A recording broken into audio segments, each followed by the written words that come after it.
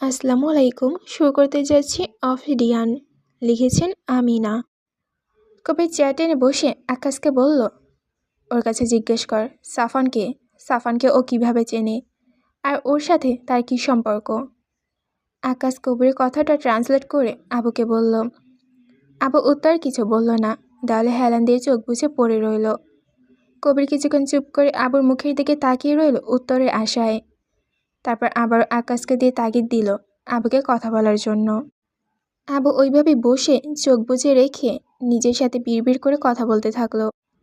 আজ এতকাল এত জায়গায় গেলাম, কেউ আমার টিকিটও খুঁজে পেল না, আর ওই বিষধরটা বাংলাদেশে আসতে না আসতেই আমাকে ধরে ফেললো। শতানটা তো অ্যামাজনে ছিল, দেশে কবে এলো? এলো তো এলোই, আমাকেও ডুবিয়ে দিয়ে গেল। আকাশ আবুর কথাগুলো খেয়াল করে শুনে সেগুলো কবিরকে ট্রান্সলেট করে বলল। কবির কোনো কথা বলল না, ওদেরকে ওইভাবে রেখে পুলিশ সুপারের কাছে চলে গেল। পুলিশ সুপার নিজের ক্যাবিনে কাজ করছিলেন, আর তখনই সেখানে হুড়মুড় করে ঢুকলো কবির। তারপর পুলিশ সুপারকে কোনো কথা না বলতে দিয়েই সে বলে উঠল, স্যার, জঙ্গলিটা সাফান আহমেদের ব্যাপারে কিছু একটা বলছে।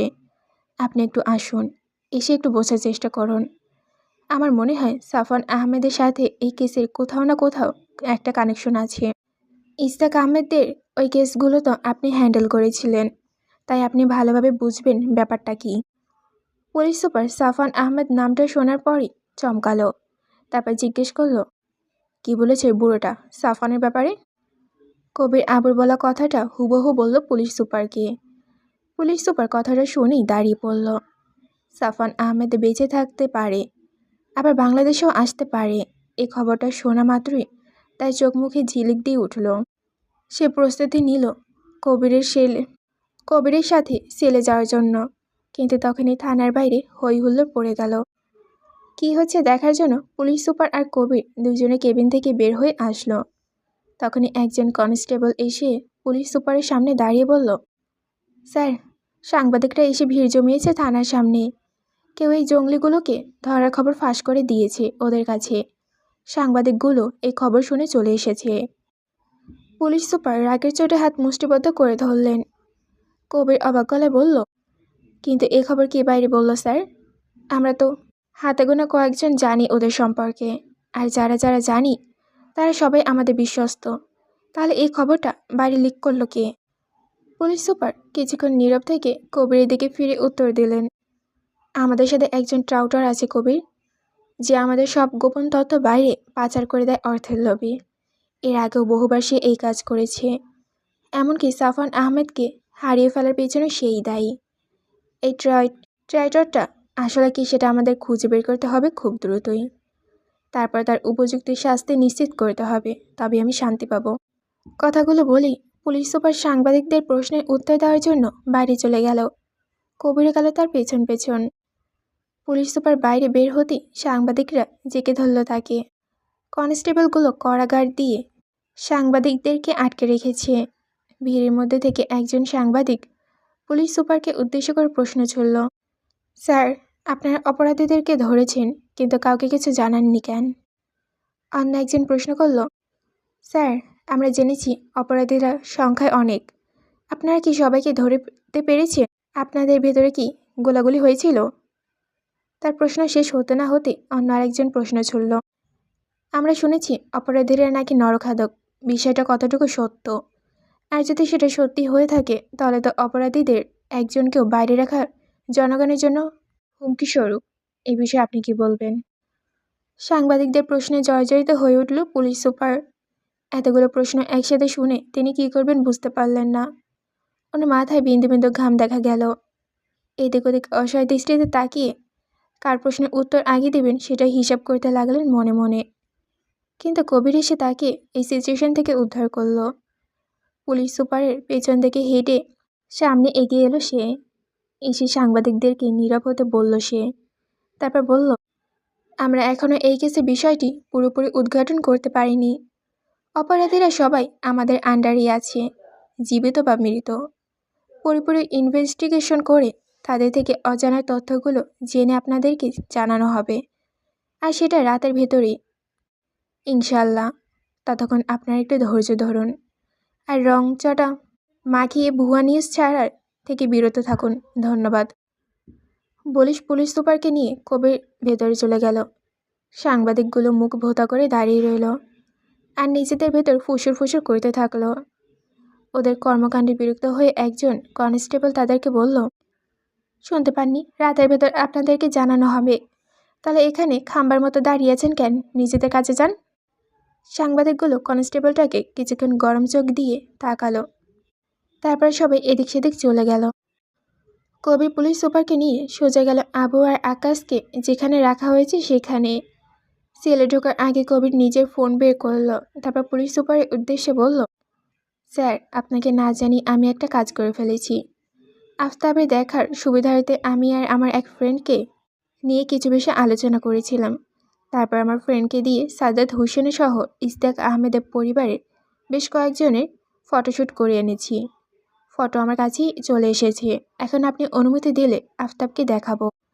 পুলিশ সুপার পাশে রাখা একটা চেয়ারে বসতে বসতে নিজের ছবিগুলো দেখতে চাইলেন। কবির ফোনটা তার হাতে ধরে দিয়ে খুব মনোযোগ সহকারে সাদাত হোসেন নামের লোকটিকে দেখালেন তিনি। তারপর স্বগতিকতে বললেন, ছেলেটা সত্যি সুদর্শন। এরপর আবারও কবিরকে উদ্দেশ্য করে বলল, হ্যাঁ, ওকে দেখাও, এখানে ডাকো, আমিও শুনতে চাই ও কি বলে। কবির একজন কনস্টেবলকে দিয়ে আফতাব হোসেনকে ডেকে পাঠালো। আফতাব হোসেন এসে পৌঁছালো। কবির তাকে নিজের ফোনে থাকা ছবিগুলো দেখিয়ে বলল, আফতাব সাহেব, দেখুন তো সেদিন রাতে যে লোকটা আপনাদেরকে নরখাদকগুলোর হাত থেকে রক্ষা করেছিল, ইনি সে ব্যক্তি কিনা? আফতাব হোসেন ভালো করে খেয়াল করলো ছবিটা। তারপর বলল, জি স্যার, সেরকমই তো লাগছে। ওই লোকটার চুলগুলো এই লোকটার মতনই ওপরের দিকে দেওয়া ছিল, আর কয়েকটা চুল কপালে এসে পড়েছিল। মুখটাও কিছুটা এমনই ছিল হয়তো। আমার ঠিক মনে নেই, তবে এরকম কিছুটা। ইনি তিনি হতেও পারেন। আফতাব হোসেন খাপছাড়া উত্তরে মনোপুত হয়ে গেল কবিরের। সে আফতাব হোসেনকে যেতে বলল। তারপর পুলিশ সুপারকে বলল, আফতাব হোসেনকে দিয়ে কিছু হবে না, সে চোখের মাথা খেয়ে বসে আছে। আপনি চলুন, ওই আবু না গেবু তার থেকে কোনো তথ্য বের করতে পারি কি না, সে কি জানে সব শুনতে হবে। আর আপনার মনে যে সন্দেহটা বর্তমানে প্রকট হয়েছে সেটা সত্যি কিনা সেটা নিশ্চিত হতে হবে। বিকেলবেলা ডাইনিংয়ের সোফায় বসে সবাই টিভি দেখছিল। সাদমান আর শাহমির, রাদিফ আর রুনিয়ার সাথে একজোট হয়ে বসে আছে কার্টুন দেখবে তাই। কিন্তু শামসুল এখন নিউজ দেখছেন বলে রিমোটটা দিচ্ছেন না বাচ্চাদেরকে। কোনো রকম ওদেরকে বুঝিয়ে সুঝিয়ে বসে রাখিছে যেন নিউজটা অন্তত শান্তিতে দেখতে পারেন। অগত্যা সাদমান আর শাহমির নানুর কথা মেনে চুপ করে বসে রইল সোফাতে। ওদের চুপ হয়ে যেতে দেখে রাদিফ আর রুহিণীও দমে গেল। ওরা দুজনে গিয়ে বসলো ওদের পাশে। শামসুল নিউজ অন করল। কিছুক্ষণ খবর পাঠ করার পর সাংবাদিক পাঠ করলেন, অবশেষে ধরা পড়েছে মানুষ গুম করার একটি। গত পরশু রাতে খুলনা বিভাগের মেহেরপুর জেলায় একটি জঙ্গল থেকে গ্রুপটিকে বেশ কিছু ভিকটিম সহ উদ্ধার করেছে পুলিশ। শোনা গেছে ওই র্যাকটিতে নরখাদকদের একটা গ্রুপ ছিল এবং আজ পর্যন্ত গুম হওয়া সকল মানুষকে দিয়ে তারা নিজেদের উদরপূর্তি করতেন বলে জানা গেছে। তবে এই বিষয়ে এখনও বিস্তারিত কিছু জানা যায়নি। যশোর পুলিশ বিভাগ তারা কিছু বলেনি এখনও, তবে খুব শীঘ্রই বিস্তারিত জানাবে এ বলে ব্রিফিং দিয়েছে যশোর থানার পুলিশ সুপার। খবরটা শুনে চক্ষু চড়গাছ হয়ে গেল সবার। শামসুল আটকে উঠে বললেন, কি সর্বনাশ কথা! নরখাদক, সেটা আবার আমাদের আশেপাশে, আর আমরা কিছু জানতাম না। বাচ্চা আছে বাড়িতে দুটো, যদি তাদের কিছু হতো। আল্লাহ বড় বিপদ থেকে বাঁচিয়েছেন। তার কথায় সায় জানালো সবাই। রাফসান বলল, দিনকাল এখন ভালো না বাবা, কখনকার কি হয়ে যায় কিছু বলা যায় না। এখন সব কিছুর ওপর কড়া নজর রাখতে হবে, বিশেষ করে বাচ্চাদের ওপর। এতদিন আমরা শুধু সতর্ক হয়েছিলাম, গুম হওয়ার খবর শুনেছি, কিন্তু যারা গুম হয়েছে তারা আর কখনো ফিরে আসবে না, এমনকি তাদের লাশও পাওয়া যাবে না। এর থেকে মর্মান্তিক আর কিছু হয় না। ছেলের কথায় দীর্ঘশ্বাস ছাড়লেন শামসুল। সাফওয়ান আর রুমাইশা একে অপরের দিকে তাকিয়ে চোখাচোখি করে কথা বলল। ভাগ্যিস সেদিন ওরা টের পেয়েছিল, নইলে আরও কত নিষ্পাপ মানুষের প্রাণ যেত ওদের হাতে, তার কোনো ইত্যা নেই। সবার এমন নীরবতা দেখে সাফিন বলে উঠল, মানুষের মনে এখন আর কোনো মায়া দয়া নেই? মানুষ হয়ে কিভাবে পারে অন্য একটা মানুষকে কেটে কেটে রান্না করে খেতে? ওদের কি একটু দয়া মায়া লাগে না? আর এই খবর শোনার পর তো কেউ আর বেরি হতে চাইবে না ভয়ে। কে সিকিউরিটি দেবে যে আর কোনো নরখাদক আমাদের আশেপাশে ঘুরে বেড়াচ্ছে না? কার ভরসায় মানুষ রাস্তায় নামবে? আল্লাহ আমাদেরকে রক্ষা করুক। সাফিনের কথা সম্মতি জানিয়ে আমিন বলে উঠল সবাই।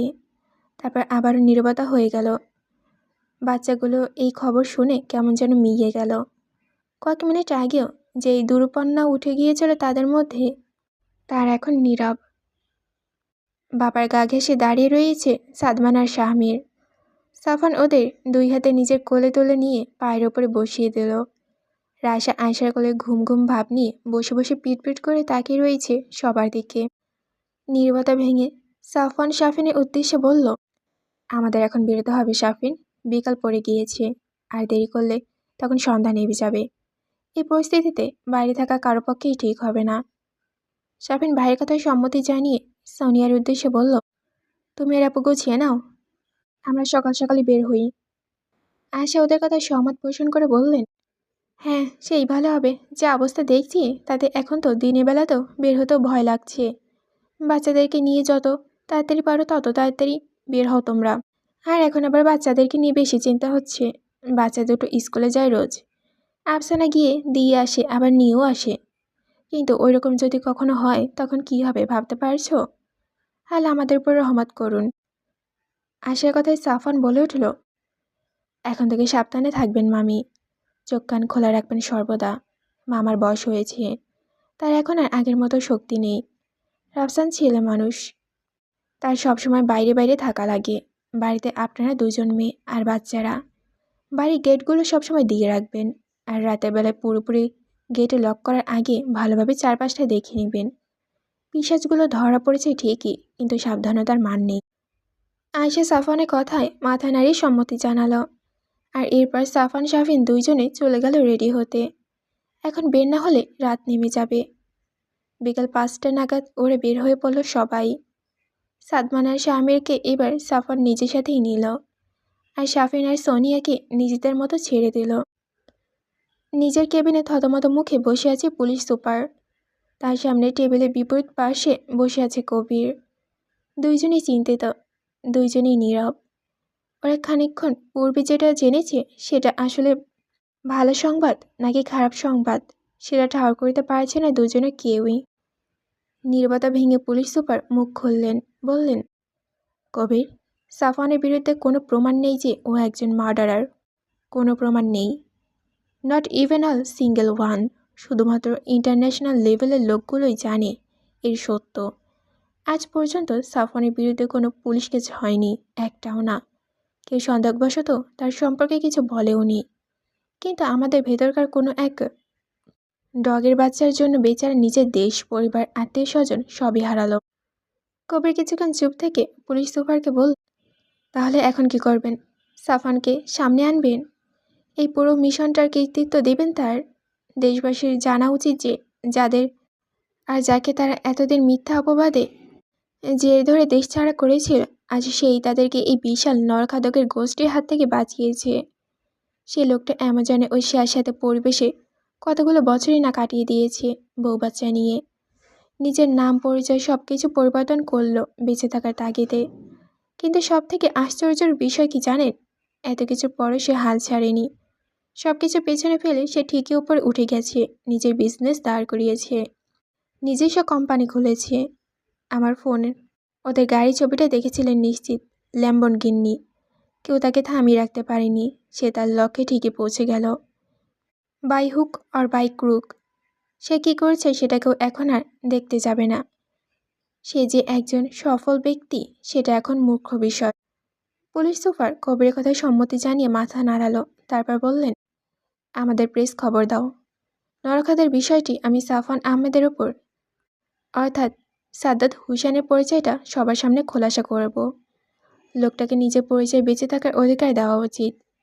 যে আমাদের পুলিশ ডিপার্টমেন্টের এতগুলো মানুষের প্রাণ বাঁচিয়ে দিল, তার জন্য এতটুকু না করতে পারলে এই পোশাকের কোনো মূল্য নেই কবির।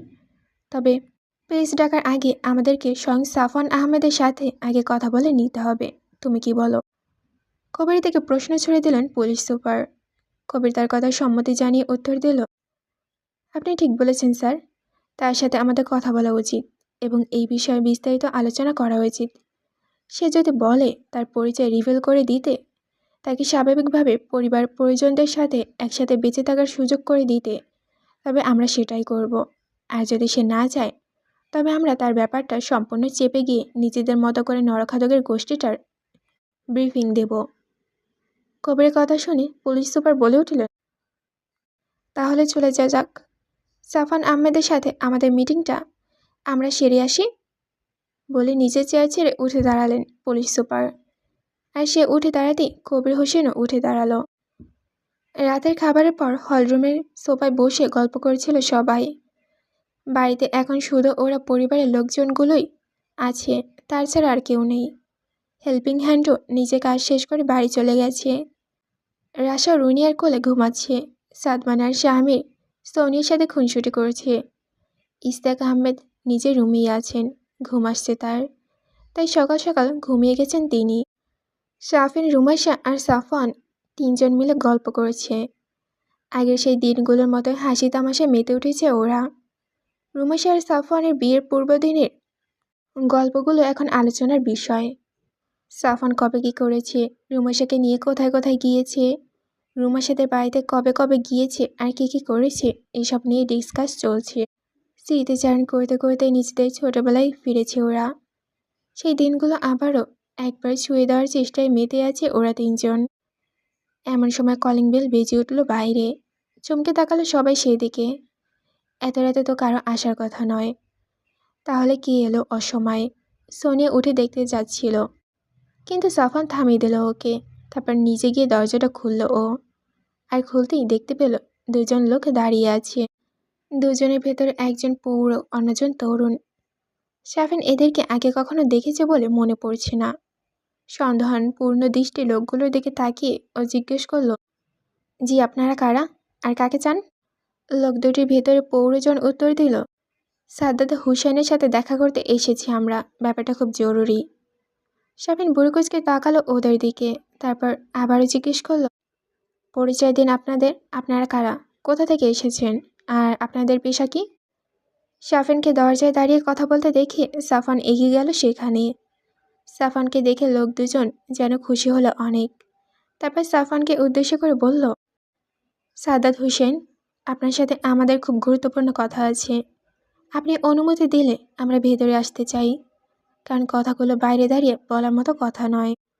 সাফান তীক্ষ্ণ চোখে দুজনকে কিছুক্ষণ পরখ করল, তারপর দরজা থেকে সরে দাঁড়িয়ে ভেতরে ঢুকতে দিল ওদেরকে। ওরা ভেতরে ঢুকতেই দরজা বন্ধ করে দিল সাফওয়ান।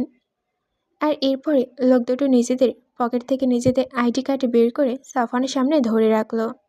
তারপর বলল, মিস্টার সাদ্দাত হোসেন, আমরা আপনার উপকার করতে এসেছি। আপনার ইচ্ছে হলে উপকার গ্রহণ করবেন, নইলে ফেরত দিয়ে দিবেন। It's up to you totally. হলরুমে পুরোপুরি স্তব্ধতা বিরাজ করেছে। ইস্তাক আহমেদ ঘুমিয়েছিলেন, তাকে ঘুম থেকে জাগিয়ে তোলা হয়েছে। বাচ্চারা সব শাফিনের রুমে ঘুমাচ্ছে। হলরুমে শুধু বড়রাই আছে এখন। খুব গুরুত্বপূর্ণ পারিবারিক মিটিং সামিল হয়েছে তারা সবাই। পুলিশ দুজন চলে গেছেন খানিকক্ষণ আগেই। দুজনের ভেতরে পৌরজন যশোর থানার পুলিশ সুপার। 12-13 বছর আগে সাফানের আর রুমাইশার কেসটা তিনিই নিয়েছিলেন। সেই সময় তিনি অ্যাসিস্ট্যান্ট পুলিশ সুপার ছিলেন, এখন তার পদোন্নতি হয়েছে। তিনি বেশ ভালোভাবেই জানতেন যে সাফওয়ানের বিরুদ্ধে কোনো সাক্ষী প্রমাণ নেই। শুধুমাত্র অনুমানিকের ভিত্তিই দোষী সাব্যস্ত করে জনগণ আবেগের ঠেলায় সে সময় আন্দোলন শুরু করেছিল। আর সাফওয়ানকে আবার তার নিজের পরিচয় ফিরিয়ে আনতে জনগণের এই আবেগকে কাজে লাগাতে চান তিনি। জনগণ চাইলে সবই সম্ভব। সাফওয়ানকে পুলিশ সুপারের assistant police super Kabir Hossain এই প্রস্তাব দিয়ে গেছেন, কিন্তু সাফওয়ান এখন তাদের ডিসিশন দেওয়ায় মত দেয়নি সে কী চায় আর না চায়। পরিবারের সবার সাথে আলোচনা করে তবে সে এই ব্যাপারে কথা বলতে চায়, এবং তার কথা মনে রেখে পুলিশ সুপার যে তাকে এত বড় একটা উপকার করতে চেয়েছে তার জন্য পুলিশ সুপারের প্রতি কৃতজ্ঞ জানিয়েছে সাফওয়ান। পুলিশ সুপার সাফওয়ানকে নিজের ফোন নাম্বার দিয়ে গেছেন। সাফওয়ান যে ডিসিশনই নিক সেটা মেনে নেবে পুলিশ সুপার, এবং সেই অনুযায়ী নিজের কাজে আগাবেন। তবে সাফওয়ানকে সেটা আজ রাতের ভেতরেই জানাতে হবে। সাংবাদিকদেরকে পুলিশ সুপার সকাল পর্যন্ত অপেক্ষা করতে পারবেন বলে বলেছেন। সকালের ভেতরই কেসটা পুরোপুরি সাজিয়ে ফেলতে হবে, নইলে পরবর্তীতে তাকে সমস্যায় পড়তে হবে। এতক্ষণ ধরে সাফন সম্পূর্ণ বিষয়টা রুনিয়া, ইশতিয়াক সহ পরিবারের সবাইকে বুঝিয়ে বলল, আর তারপর তাদের মতামত চাইল এই বিষয়ে। রুমাসা সাফনের পাশে বসে আছে। সাফনের ডান হাতটা নিজের হাত দুটির মধ্যে ভরে শক্ত করে চেপে ধরে সাফনের গায়ে নিজের শরীরটা ঠেকিয়ে বসে আছে। চোখ মুখ ওর ছলছল করছে। কোথায় যেন একটা আশার আলো দেখতে পাচ্ছে নিজের পরিবারের জন্য, পরিজন, আত্মীয় স্বজন সবাইকে আবারও নিজের করে পাওয়ার জন্য, নিজের পরিচয় আবারও পরিচিত হওয়ার জন্য। এই নকল পরিচয় পরিচিত হতে হতে সে ক্লান্ত। সাফওয়ান তার বাবা মায়ের মুখের দিকে তাকিয়ে আছে। তারা যেটা বলবেন, তারা যেটা চান সেটাই করবে সাফওয়ান। কারণ এই সিদ্ধান্ত একানিতে তার বুক কেঁপে উঠছে। জনগণ তাকে মেনে নেবে কি না এই দ্বিধায় দ্বিধান্বিত। তার নিজের কোনো ক্ষতি হলে সেটা সে মেনে নিতে পারবে, তার কোনো অসুবিধা নেই। কিন্তু জনগণ যদি পরিস্থিতিটা সম্পূর্ণ ঘুরিয়ে ফেলে, তার পরিবারের উপর কোনো রকমের আঘাত আনে, তবে সেটা কোনোভাবে মেনে নিতে পারবে না। আর তার স্ত্রী সন্তানের যদি কিছু হয়, তবে পুরো পৃথিবীর বিরুদ্ধে হয়েও সে যুদ্ধ চালিয়ে যাবে। শাফিন বসে আছে সোফার এক কোণায়, সোনিয়ার পাশে। তার প্রাণপ্রিয় ভাই আর রুনিয়াপুর জন্য তার এই মুহূর্তে যে চিন্তা হচ্ছে, সেটা যদি সে কাউকে সামান্য হলেও বোঝাতে পারত। কিন্তু সেটা তো বোঝাতে পারছে না কাউকে। জনগণের প্রতিক্রিয়া পজিটিভ বা নেগেটিভ দুইটাই যে কোনো আশঙ্কা নিয়ে আসতে পারে। 50-50 চান্স আছে দুটোই। জনগণ যে তার ভাইকে মেনে নেবে এই আশা করে বসে থাকা বোকামি ছাড়া আর কিছু না। কিন্তু জনগণ মেনে নেবে না এটা ভেবে সামনে না আগানোটাও উচিত হবে না। যে কিছু করতে পারে, যে কোনো কিছু হতে পারে, সেটা সম্পূর্ণ পরম করুণাময় আল্লাহ পাকের হাতে। রুনির চোখের কোণার পানি। তার ছেলের আর লুকিয়ে চুরে দেখতে হবে না তাকে। মানুষের সামনে অন্য কেউ বলে পরিচয় দেওয়ানো লাগবে না। নিজের সম্মান তার আবার নিজেরাই ফেরত পাবে। নিজের সন্তান সমতুল্য বৌমাকে আর পরপর করে দেখা লাগবে না। তার পরিবারটা আবারও পূর্ণ হবে। এই থেকে খুশির খবর আর কি হতে পারে। বয়স হয়ে গেছে তার এখন। যে কোনো সময় উপর থেকে ডাকা আসতে পারে। মৃত্যুর আগে নিজের পরিবারকে পরিপূর্ণ রেখে তিনি দেখতে চান। ইশতিয়াক আহমেদ বসে আছেন রুনিয়ার পাশে। সোফার গায়ে হেলান দিয়ে রাখা তার বৃদ্ধ বয়সের অবলম্বন এক লাঠি, যা ছাড়া এখন আর চলাফেরা করতে পারেন না তিনি। চোখের জ্যোতিষ আগে থেকে হ্রাস পেয়েছে। ঝাপসা দৃষ্টিতে তিনি তার বড় ছেলের দিকে তাকালেন। তার প্রথম সন্তান, আর তার রুনি, আর নিজের ভালোবাসার ফসল তার সাফওয়ান, যার জন্মের পর তিনি প্রথম কোলে তুলে নিয়েছিলেন, যার আকাশ কাঁপানো চিৎকার মুখরিত হয়েছিল হাসপাতালের সম্পূর্ণ এলাকা, যার অগমানে হাসি ফুটে উঠেছিল হাসপাতালের বিবর্ণ বিছানায় শুয়ে থাকা তার মৃতপ্রায় স্ত্রীর মুখে। সে সন্তান আজ তার সামনে বসে আছে পরিপূর্ণ রূপে। বাবা হয়ে এখন সেও দেখতে দেখতে আছে তার ছেলেকে বাবা রূপে। পেছনে রুনিয়া, চাইতেও প্রেমময় স্ত্রী, যে কিনা কোনো অবস্থাতেই স্বামীর হাত ছাড়েনি। জীবন যুদ্ধে জয়ী হয়ে সুখের মানুষের তালিকায় নিজের নাম লিখিয়ে নিয়েছে সে অনেক আগেই। ইশতিয়াক আহমেদ প্রাণ ভরে দেখলেন সাফওয়ানকে। এমনভাবে কতদিন নিজের ছেলেকে তিনি দেখেননি সেটা তার মনে পড়ছে না। সাফওয়ান তাকিয়ে আছে বাবার দিকে, বাবা কি বলবে সেটা শোনার জন্য। ইশতিয়াক আহমেদ গলা খাকারি দিলেন, তারপর স্থিত ও শান্ত স্বরে বললেন, সাফওয়ান বাবা, আমার এখন বয়স হয়েছে। ভালো মন্দ বিচার করার ক্ষমতা আমার আর আগের মতো নেই। চাইলে আর হবেও না। তুমি বুঝদার মানুষ, তোমার জ্ঞান আছে। গরিমা অবশ্যই আমার থেকে বেশি, বা আমাদের সবাই থেকে কিছুটা হলেও বেশি হবে। তাই এই সিদ্ধান্ত তুমিই নাও। তবে আমি চাই আমার সন্তান তার নিজের পরিচয়, সম্মান আর ভালোবাসা দিয়ে আমার কাছে ফিরে আসুক। এই থেকে আনন্দের হয়তো আর কিছু হবে না। শেষে কথাটা বলতে গিয়ে গলা ধরে এলো তার। হয়তো আরও কিছু বলতে চাচ্ছিলেন তিনি, কিন্তু জড়তার কারণে আর কোনো শব্দ বের হলো না ওনার মুখ থেকে। সাফওয়ান দীর্ঘশ্বাস ছাড়ল একটা। তার বাবা চিরকালই এমন, কখনো তার সাথে মন খুলে কথা বলতে পারেনি। মন খুলে কথা বলার সুযোগই হয়নি তার। ছোটবেলায় সেই বিচ্ছেদের কারণে হয়তো বাবার সাথে তার সম্পর্কটা আজও সহজ হয়ে ওঠেনি। সাফওয়ান বাবার দিক থেকে চোখ ফিরিয়ে রুনিয়ার দিকে তাকালো। তুমি আমাকে কি করতে বলবে মা? তোমরা যেটা করতে বলবে আমি সেটাই করব। আমি জানি কাজটার নেগেটিভ দিকও পজিটিভ দিকও সাথে সাথে জড়িয়ে আছে, কিন্তু তোমরা যদি বলো রিস্ক নিতে, তবে আমি রিস্ক নিব মা। তুমি আমার মা। তোমার নেওয়া সিদ্ধান্ত আল্লাহ তাআলা অবশ্যই ভালো কিছু দিবেন।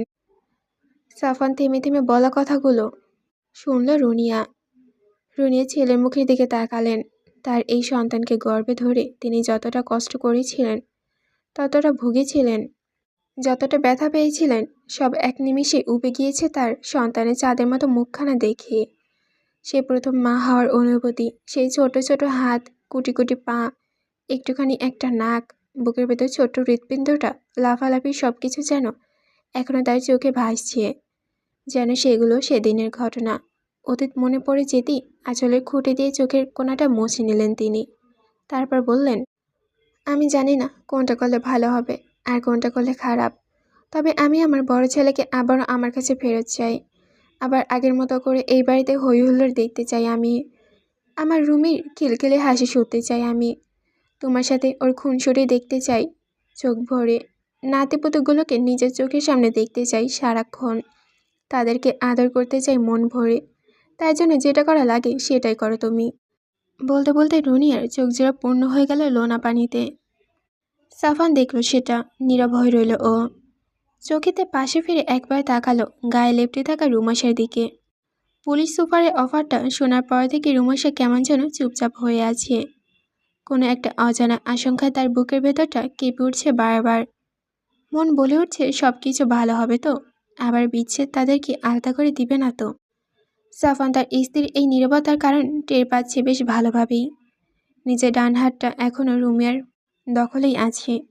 দুহাত দিয়ে শক্ত করে চেপে ধরে আছে রুমাইশা। সাফান রুমাইশার ভেতর অস্থিরতা কমানোর জন্য নিজের বাঁ হাতটা দিয়ে রুমাইশার হাতের উপরে রাখল। তার নানান চিন্তার উদ্বেগ হয়ে ওঠা স্ত্রীর ভরসা দিল নিজের হাতের স্পর্শে। কিছুক্ষণ আবার নীরবতা চলল। তারপর নীরবতা ভেঙে সাফিন বলে উঠল, ভাইয়া, আমার মনে হয় আমাদের একবার চেষ্টা করা উচিত, শেষবারের মতো। কি হবে সেটা একমাত্র মহান আল্লাহ ছাড়া আর কেউ জানে না। তাই সম্পূর্ণটা আল্লাহর উপর ছেড়ে দেওয়া উচিত। তিনি যা করবেন সেটাই ভালো হবে সবার জন্য। তুমি পুলিশ সুপারকে জানিয়ে দাও যে তুমি রিস্কটা নিতে প্রস্তুত। সাফান সাফিনের দিকে তাকালো, তারপর তাকালো রুমাসের দিকে। রুমাসা মাথা নাড়িয়ে চোখের ইশারা দিয়ে সাফিনের কথা সম্মতি জানালো। সাফান বসে থাকলো কিছুক্ষণ। তাকে এখন যে কোনো একটা সিদ্ধান্ত নিতেই হবে। তারপর পুলিশ সুপারকে জানাতে হবে। সাফান দীর্ঘশ্বাস ছাড়ল একটা, তারপর রুমাসের দিকে একবার তাকিয়ে রুমাসার নরম হাতের ভাঁজ থেকে নিজের হাতটা ছাড়িয়ে নিয়ে বসা থেকে উঠে দাঁড়ালো। তারপর রুমাসাকে বলল, চলো আমার সাথে। রুমাসা যন্ত্রের ন্যায় উঠে দাঁড়ালো। কিছু জিজ্ঞেস করলো না যে সাফান তাকে কোথায় নিয়ে যাবে, কেন নিয়ে যাবে। সাফান ইস্তেক আহমেদের দিকে তাকিয়ে বলল, আমি রিমুকে নিয়ে একটু বের হচ্ছি বাবা, খুব দ্রুতই ফিরে আসবো। তুমি গিয়ে শুয়ে পড়ো, জেগে থেকো না আর আর আমাকে নিয়ে চিন্তা করো না। আমি ঠিকই সিদ্ধান্ত নেব আশা করি। আমাকে তোমরা দোয়া করো শুধু। এবার রুনিয়ার দিকে এক পলক তাকিয়ে রুমাসার ডান হাতটা নিজের মুঠোতে পড়ে নিয়ে হেঁটে মেন ডোরের দিকে বের হয়ে গেল। মেন ডোর দিয়ে বের হয়ে রুমাসাকে গেটের কাছে দাঁড় করিয়ে সাফান গ্যারেজের দিকে গেল। গ্যারেজের শাটারটা ওপেন করে গাড়ি নিল ও ল্যাম্বরগিনিটা নিল না, ওর মার্সিডিজ ব্রাঞ্চটা, যেটাই জড়িয়ে আছে ওর আর রিমোর হাজারখানে স্মৃতি, সেটা নিল। গ্যারেজ থেকে গাড়িটা বের করে রুমাসার সামনে এসে দাঁড়ালো। রুমাসা ড্রাইভিং সিটে পাশের সিটে বসার জন্য দরজা খুলতে গেল, কিন্তু খুলতে পারল না। কয়েকবার টানাটানি করে দরজাটা খুলল না। এই গাড়িটার দরজার সাথে ওর হয়তো কোনো একটা শত্রুতা আছে। রুমাসা হাল ছেড়ে দিয়ে সাফানের দিকে বুড়ো কুচিয়ে তাকালো। হাসি ফুটে উঠল সাফানের মুখে। পুরনো স্মৃতিগুলো তাজা হয়ে উঠল মুহূর্তেই। গাড়ির দরজাটা খুলে ড্রাইভিং সিট থেকে নেমে এলো ও। তারপর রুমাসার পাশে দরজাটা খুলে দিল। রুমাসা উঠে বসলো ভেতরে। এবার সাফান দরজাটা লাগিয়ে দিয়ে ঘুরে এসে আবার নিজের সিটে বসলো। তারপর গাড়ি স্টার্ট করলো। দারোয়ানটা মেইন গেটে খুলে দিল ওদের যাওয়ার জন্য। সাফান গাড়ি নিয়ে চলল পূর্ব দিকের রাস্তাতে। সাফান এক মনে ড্রাইভ করছে। রুমাসা জানলা দিয়ে মুখ বাড়িয়ে হাওয়া খাচ্ছে। এই যে তাকে নিয়ে হুটহাট করে বেরোনো, এটা রুমাসার অনেক অনেক ভাল লাগে। দূরে কোথাও দুজনে মিলে ঘুরতে যাওয়ার চাইতে এই যে হঠাৎ করে সাফান তাকে নিয়ে ছোটোখাটো কার ট্রিপ দেওয়ার ব্যাপারটা, এই চাইতে মিষ্টি কোনো ব্যাপার হয় না তার কাছে। আর জানালা দিয়ে বাইরের দৃশ্য দেখতে দেখতে রুমাশা বুঝতে পারল যে সাফান আসলে কোথায় চলছে। চমকে উঠে ও জানলা থেকে মুখ ফিরিয়ে সাফানের দিকে তাকালো। সাফান ড্রাইভিংরত অবস্থাতেই রুমাশার দিকে ফিরে তাকালো। রুমাশা ওর অবাক হওয়ার দৃষ্টি বিপরীতে ফিরিয়ে দিল এক চিলতে হাসি। তারপর নিজের ডান হাতটা সযত্নে রুমাশার উরুর উপরে রাখলো আর বাঁ হাতে স্টিয়ারিং ধরে রাখলো। রুমাশা সাফানের থেকে চোখ ফিরিয়ে সামনের রাস্তার দিকে তাকালো আর সাফান আদর আদর করে রুমাশার উরুর উপর নিজের ডান হাতটা বুলিয়ে দিতে লাগলো আলতো হাতে। কিছুক্ষণের মধ্যে ওরা এসে পৌঁছালো সেই কাঙ্ক্ষিত স্থানটিতে, হরিণার বিলের পাড়ে, যেখানে প্রথমবারের মতো প্রণয়ের সূচনা হয়েছিল ওদের দুজনের। সাফান বিলের পাড়ে ফাঁকা জায়গাটাতে গাড়ি পার্ক করলো। আজ আর সেদিনের মতো বৃষ্টি নেই, মাটি খড়খড়ে শুকনো, আকাশে ফকফকে চাঁদ, চাঁদের আলো চারপাশটা আলোকিত হয়ে আছে। গাড়ি থামিয়ে গাড়ির ইঞ্জিনটা বন্ধ করলো সাফান। তারপর রুমাশার দিকে ফিরে তাকালো। রুমাশা এখন জানলা দিয়ে বাইরে চাঁদের আলোয় সিক্ত প্রকৃতি দেখতে ব্যস্ত। সাফান কিছুক্ষণ ওকে দেখে নিয়ে নিজের দু হাতে বাড়িয়ে রুমাশার পেছন থেকে ওর কোমরটা জড়িয়ে ধরে নিজের কোলের ভেতর টেনে নিল। তারপর রুমাশাকে নিজের কোলে বসিয়ে রুমাশার মুখখানে তাকালো।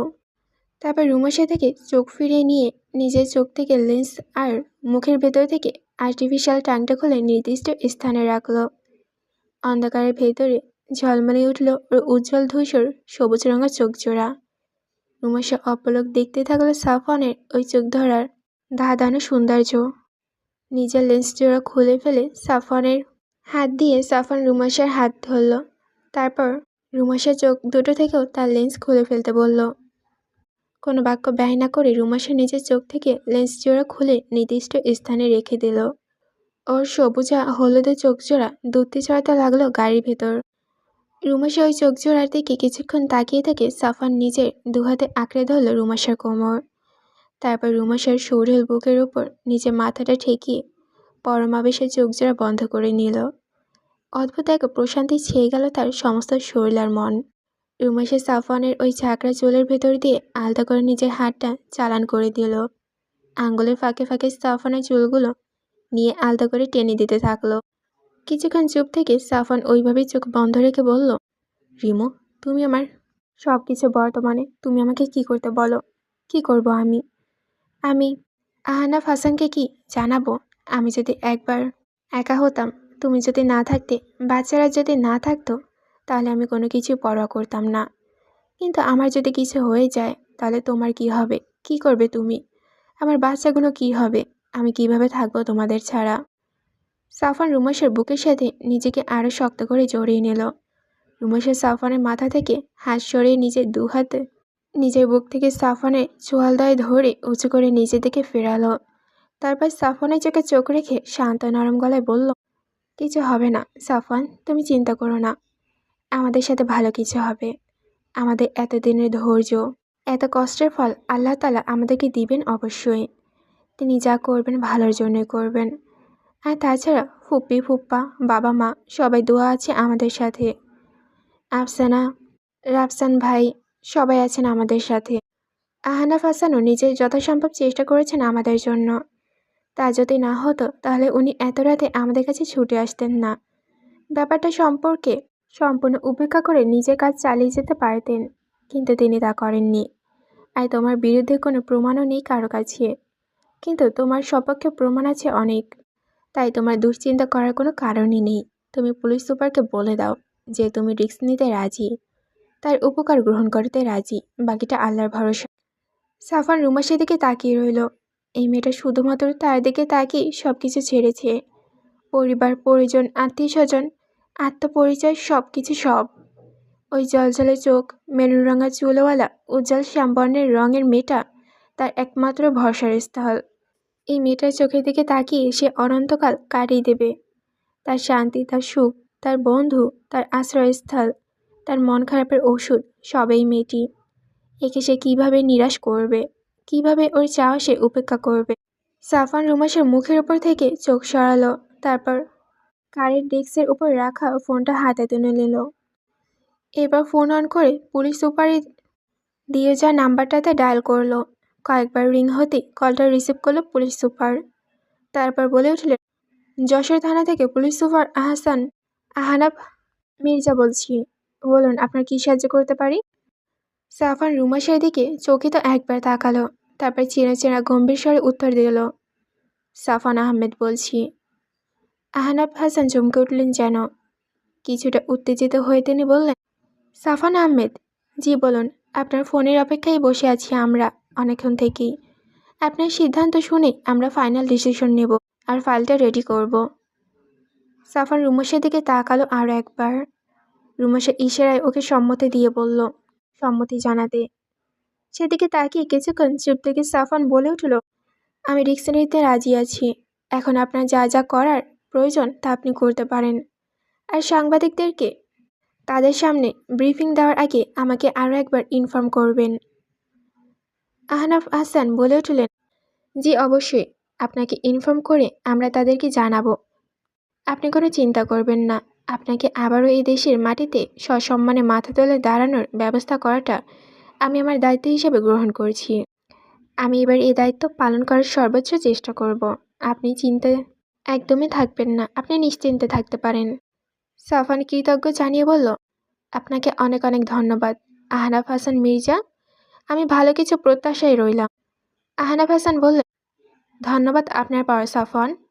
আপনার মধ্যে কোনো দোষ ছিল না, দোষ ছিল পরিস্থিতির আর কিছু মানুষের। আর আপনার মাধ্যমে উপরওয়ালা আমাদের পুলিশ টিমটাকে নিশ্চিত মৃত্যু থেকে ফিরিয়ে এনেছে। আপনার এই ঋণ শোধ হবার নয়। ভালো থাকবেন, দেখা হচ্ছে খুব শীঘ্রই। বলি কলটা কেটে দিল পুলিশ সুপার। সাফান ফোনটা ডেস্কের উপর রেখে আবার মুখ তুলে তাকালো রুমাশার দিকে। রুমাশা প্রেমপূর্ণ দৃষ্টিতে তাকিয়ে আছে ওর দিকে। সাফান মাথাটা আলতো করে নিচের দিকে টেনে নিয়ে এসে সাফানের প্রস্ত ললাটে নিজের নরম ঠোঁটটা ছোঁয়ালো রুমাইশা। তারপর সাফানের মাথার উপর নিজের চোয়ালটা রেখে বল, চিন্তা করো না, ভালো কিছু হবে ইনশাআল্লাহ। আল্লাহ আমাদের নিরাশ করবেন না। আমরা আবারও আগের মতো করে বাঁচব, সবাই মিলে একসাথে। সাফান রুমাইশাকে আঁকড়ে ধরল দুই হাতে। শান্তি শান্তি লাগছে ওর অনেক। একটা বিরাট বোঝা নেমে গেছে যেন ওর মাথা থেকে। সাফান রুমাইশার বুকে মুখ লুকিয়ে সেই অবস্থায় বলল, তোমার মনে আছে এইখানে তুমি প্রথমবারের মতো আমার কোলের ভিতর বসেছিলে? তোমাকে আমি চুমু খেতে বলেছিলাম। তুমি অবাক হয়ে সেদিন আমার দিকে তাকিয়েছিলে। আমি তোমাকে আবারও আমার মুখ দেখতে বলেছিলাম, আর আমার মুখ দেখে তুমি জ্ঞান হারিয়ে ফেলেছিলে ভয়ে। সেদিন বৃষ্টি ছিল, ঝুম বৃষ্টি। রুমাইশা সাফওয়ানের চুলের উপর দিয়ে ওর মাথায় চুমু খেয়ে বলল, কেন মনে থাকবে না বলো? ওসব কিছু ভুলে যাওয়ার মতো কোনো স্মৃতি? তোমার সাথে কাটানো প্রতিটা মুহূর্ত আমার চোখের সামনে স্পষ্ট হয়ে আছে এখনো। কিছু ভুলবো না কখনোই। সাফওয়ান রুমাইশার বুক থেকে মুখ উঠিয়ে ওর চোখের দিকে সন্ধিহান দৃষ্টিতে তাকিয়ে বলল, সেদিন তুমি জ্ঞান হারানোর পর আমি তোমার উদ্দেশ্য করে গান গেয়েছিলাম, দুকলি। রুমাইশা অবাক হয়ে বলল, সত্যি নাকি? তুমি গান গেয়েছিলে? কই, কখনো তো বলনি। কি গান গেয়েছিলে? সাফওয়ান ঠোঁটে মিষ্টি একটা হাসি ফুটিয়ে বলল, শুনতে চাও? রুমাইশা চোখ বড় বড় করে তাকালো, বুড়ি উঁচিয়ে অতি আগ্রহ ভরে মাথা নাড়ালো। সাফওয়ান ওর মুখের এমন চাহনি দেখে হেসে ফেলল শব্দ করে। তারপর বাঁ হাতে গাড়ির দরজাটা খুলে দিল যেন চাঁদের আলোটা ভালোভাবে গাড়ির ভেতরে আসে। তারপর রুমাইশার কোলে ওপর থেকে ওর হাত দুটো সরিয়ে ওকে কোলে নিল। তারপর চাঁদের আলোর দিকে কিছুটা এগিয়ে বসলো সাফওয়ান ওকে নিয়ে। আর এরপর রুমাইশার ওই উজ্জ্বল চোখের পরম প্রেম নিয়ে তাকিয়ে ও গেয়ে উঠল, চাঁদনি রাইতে নদীর ওপারে আকাশ থেকে নামলো পরি, আমার চোখে চলে ঘোর গাড়ি। আমি হাবলাই নদীর এপারে, ঘুমের ঘরে দেখি তাকে, ছবির মতো ডাকি আমায়, দেখাও কত রঙিন ছবি। ভাই দাবে, এই গানটা আমি আমার লাইফে কখনোই শুনি নাই। যাই হোক, বাকিটুকু তোমরা শুনে নিও। নিজের কেবিনে কাগজপত্রের ভিড়ে বসে আছেন আহনাফ হাসান। তার বিপরীত টেবিলের অন্য পাশে চেয়ারে বসে আছে কবির। সংবাদ সম্মেলনের জন্য সাংবাদিকদের সময় দেওয়া হয়েছে বেলা 11টায়। এখন 8:40। কাল রাত থেকে দুজন থানাতেই আছেন তারা। কেসটাকে কিভাবে সাজালে, কিভাবে উপস্থাপনা করলে জনগণ ব্যাপারটা বুঝবে, সেই চেষ্টা করে গেছেন সারা রাত দুজন মিলে। বর্তমানে গভীর মনোযোগ দিয়ে নিজেদের লেখাগুলো আবারও পড়ছেন আহনাফ হাসান আর কবির। কোথাও কোনো গলদ থেকে গেছে কিনা সেটা ঠিকঠাক করে নিতে পারবেন পড়ে নিলে। আহনাফ হাসান কাগজের লেখাগুলো পড়া শেষ করে সে টেবিলের উপর একপাশে রেখে দিল সেগুলো। চোখের চশমাটা খুলে চোখে ডলতে লাগলো কিছুক্ষণ। সারা রাতে না ঘুমানোর কারণে এখন চোখের ভেতর জ্বালা করছে তার। যদিও শেষ রাতের দিকে একটু চোখ লেগে এসেছিল দুজনারই, কিন্তু আজান শুনেই আবার উঠে পড়েছিলেন। চশমাটা খুলে টেবিলের উপরে ভাঁজ করে রেখে আহনাফ হাসান কবিরকে বললেন, আমাদের দেশে মানুষের সমস্যা কি জানো কবির? আমরা মানুষের কদর বুঝি না। আমরা আবেগের পথে চলি, ভালো মন্দ বুঝে কোনো ডিসিশন নিতে পারি না, কোনো ইফেক্টের তোয়াক্কা করি না। আর এই কারণে আমাদের দেশ থেকে দেশের রত্নগুলো হারিয়ে যাচ্ছে প্রতিনিয়ত, বিদেশে পাড়ি জমাচ্ছে, আর সেখানে গিয়ে ঠিক তারা কদর পাচ্ছে। হিসাব করে দেখো কতগুলো মেধাবী বাংলাদেশে থাকে, সবাই বাইরের দেশে গিয়ে নিজেদের আঁকড়ে গোছাতে ব্যস্ত।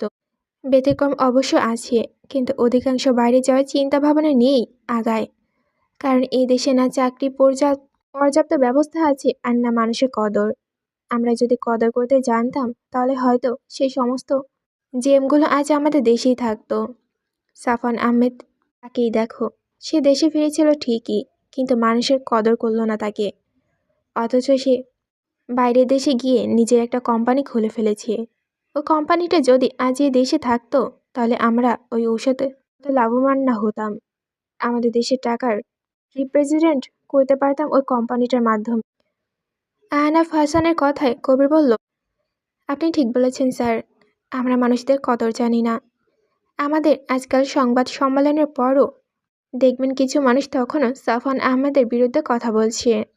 তার ভালো দিকগুলো কারো নজরই পড়বে না, সবাই তার পাস্ট নিয়ে পড়ে থাকবে। ওপরওয়ালার কাছে দোয়া করি তিনি যেন সব ভালো ভালো ঠিক করে দেন। আহনাফ হাসান কবিরের কথার প্রত্যুত্তরে আমিন বলে আবার কাগজপত্রের দিকে মনোযোগ দিলেন। সকালবেলা উঠে রান্নাবান্না করে এখন সবাইকে খাবার দিচ্ছে রুমাইশা। সোনিয়া টুকটাকে হেল্প করে দিয়েছে। রুনের শরীরটা রাত থেকে খারাপ হয়েছে কিছুটা, তাই সকালে আর তাকে রান্না করতে দেয়নি রুমাইশা। একা হাতেই সব সামলিয়েছে। সাফান বাচ্চাদেরকে টেবিলে বসিয়ে নিজেও বসল। রাশা মেঝেতে খেলা করছে। টুকটুক করে সে উঠে দাঁড়াচ্ছে মাঝে মাঝে, হাঁটার চেষ্টা করছে কিন্তু পেরে উঠছে না। সাফান খাওয়ার ফাঁকে ফাঁকে তার ছোট্ট আমাজানটার এই বিশাল ক্ষুদ্র প্রচেষ্টা দেখছে তাকিয়ে তাকে, আর মাঝে মাঝে রুমাইশার দিকে তাকাচ্ছে মেরেই প্রোগ্রেস দেখানোর জন্য, কিন্তু রুমাইশা সাফানের দিকে খেয়াল দিচ্ছে না। রুমাইশা নিজেও মেয়ের হাঁটার প্রচেষ্টা দেখে যেন মতবাড়ি করতে গিয়ে পড়ে না যায়। সবাই খাবার দাবার দিয়ে সে নিজেও সাফানের বিপরীত চেয়ারে টেনে বসল। বসেই সাফানের দিকে চোখ গেল ওর। সাফান ওর দিকে তাকিয়ে আছে। রুমাইশা তাকাতেই সাফান ঠোঁট টিপে অদ্ভুত সুন্দর হাসল। রুমাইশা সাফানের এমন হাসি দেখে চোখের ইশারায় জিজ্ঞেস করলো হাসির কারণ। সাফান চোখের ইশারায় রাশাকে দেখালো। রাশা এখন কোনো কিছুর সাহায্য ছাড়াই স্থির হয়ে দাঁড়িয়ে আছে, আর রুমাইশা তাকাতে কাঁপা কাঁপা পায়ে এক কদম বাড়তে লাগলো ও। রুমাইশা অতিপ্রত হয়ে তাকিয়ে রইল মেয়ের দিকে। চোখে ওর মুগ্ধতা ফুটে উঠেছে নিমেষেই। সন্তানের প্রথম পা ফেলার অনুভূতি পিতামাতার কাছে সর্বদাই রোমাঞ্চকর। রুমাইশা আর সাফওয়ানকে খাওয়া থামিয়ে অন্যদিকে তাকিয়ে থাকতে দেখে সাফিনও তাকালো ওদের দৃষ্টি অনুসরণ করে, আর রাশাকে পা ফেলতে দেখতেই হৈ হৈ করে উঠল ও। আরে আমার আম্মাজানটা দেখি হাঁটে, ওরে সর্বনাশ! সাফিনের হঠাৎ চিল্লানিতে রাশা চমকে উঠে নিজের ব্যালেন্সটা হারিয়ে ধপাস করে বসে পড়ল মেঝেতে। তা দেখে সবাই হেসে কুটি কুটি হলো। হাসির মাঝে ইশতিয়াক আহমেদ রুমাইশাকে উদ্দেশ্য করে বলে উঠলেন, রুমিমা, তুই যখন রাশার মতো ছিলি তখন যতটুকু সময় সাফান তোর আশেপাশে থাকতো সারাটাক্ষণ শুধু তোর পিছন পিছনে ঘুরতো, তুই পড়ে যাস কিনা সেই ভয়ে। আর যদি বাই এনি চান্স পড়ে যেতি তাহলে আবার তোর 2 হাত ধরে টেনে তোকে দাঁড় করিয়ে দিত সাথে সাথেই। রুনিয়া পাশ থেকে বলে উঠলেন, তাহলে শোনো, একদিন সাফানোকে হাঁটানোর প্র্যাকটিস করাতে করাতে আমাকে এসে বলল, আচ্ছা মা, এই রিমুটা এত আস্তে আস্তে হাঁটে কেন? ওর মোটা পা চলেই না। মামি ওকে সারাদিন চেপে চেপে খাওয়ায় বলে ওর মনে হয় মোটা হয়ে গেছে পাগুলো, তাই ও তো স্লো, হাঁটতে পারে না জোরে। মামিকে বলে দিবে ওকে যেন কম কম খাওয়ায়। বলেই রুনিয়া খিলখিল করে হেসে উঠলেন। শাফিন রুমের দিকে তাকিয়ে মুখে হাত চেপে হাসতে লাগলো। তারপর রুনিয়াকে জিজ্ঞেস করলো, ছোটবেলাতে ভাইয়া সারাক্ষণ রুমি আপুর পিছনে লেগে থাকতো মা? রুনিয়া বললেন, তা নয় তো কি, রুমি দুষ্টুমি করলেও ওর জ্বালায় রুমিকে কিছু বলা যেত না। একবার রুমি তখন 3 বছর, আশা রুমিকে দুটো চড় মেরেছিল পাছায়, খাবার বাটি রাগ করে ছুঁড়ে ফেলে দেওয়ার অপরাধে। আর চুয়ার দিবে না, দিবে সাফানের সামনেই। সাফান সেবার 6-এ উঠেছে, ও তখন স্কুল থেকে ফিরেছিল। আর রুমিও ছিল ভাইয়ের আহ্লাদি। কেউ কিছু বললেই গিয়ে সাফানের কাছে নালিশ দিত। কথা তো তখন স্পষ্ট না, কোনো রকমের যা বলতো তা সাফান ঠিকই বুঝে দিত। তো আয়শা ওকে মেরেছে, যখন মেরেছে তখন কিন্তু ও কাঁদেনি। যেই দেখেছে সাফান দরজা দিয়ে ভেতরে ঢুকছে, অমনি আকাশ বাতাস কাঁপে চিৎকার জুড়ে দিয়েছে। আর কাঁদতে কাঁদতে ছুটে গিয়ে সাফানের হাঁটু জড়িয়ে ধরে বলেছে যে, ভাইয়া মা আমালে মালিতে। এই পর্যন্তটা ঠিকই ছিল। এবার দেখি ওর পেছনে যে আয়শা চড়গুলো মেরেছিল আর চড়গুলো যে খুব লেগেছিল সেটার প্রমাণ করার জন্য আবার প্যান্ট খুলে পাছাও দেখিয়েছে সুন্দর করে। আমি আর আশা হেসে বাঁচি না। আর এইবার সাফান তো আশাকে মেজাজ দেখাচ্ছে যে কেন আপনি ওকে মেরেছেন। ওকে আপনি কথায় কথায় মারেন, ওর কি মার খাওয়ার বয়স হয়েছে? একটুখানি একটা বাচ্চা মানুষ, মোটেও আবার মারবেন না। আর যদি মারেন আমি আর রিমুকে ও বাড়ি যেতে দেব না। সে কি হুমকির ব্যাপার বাপরে।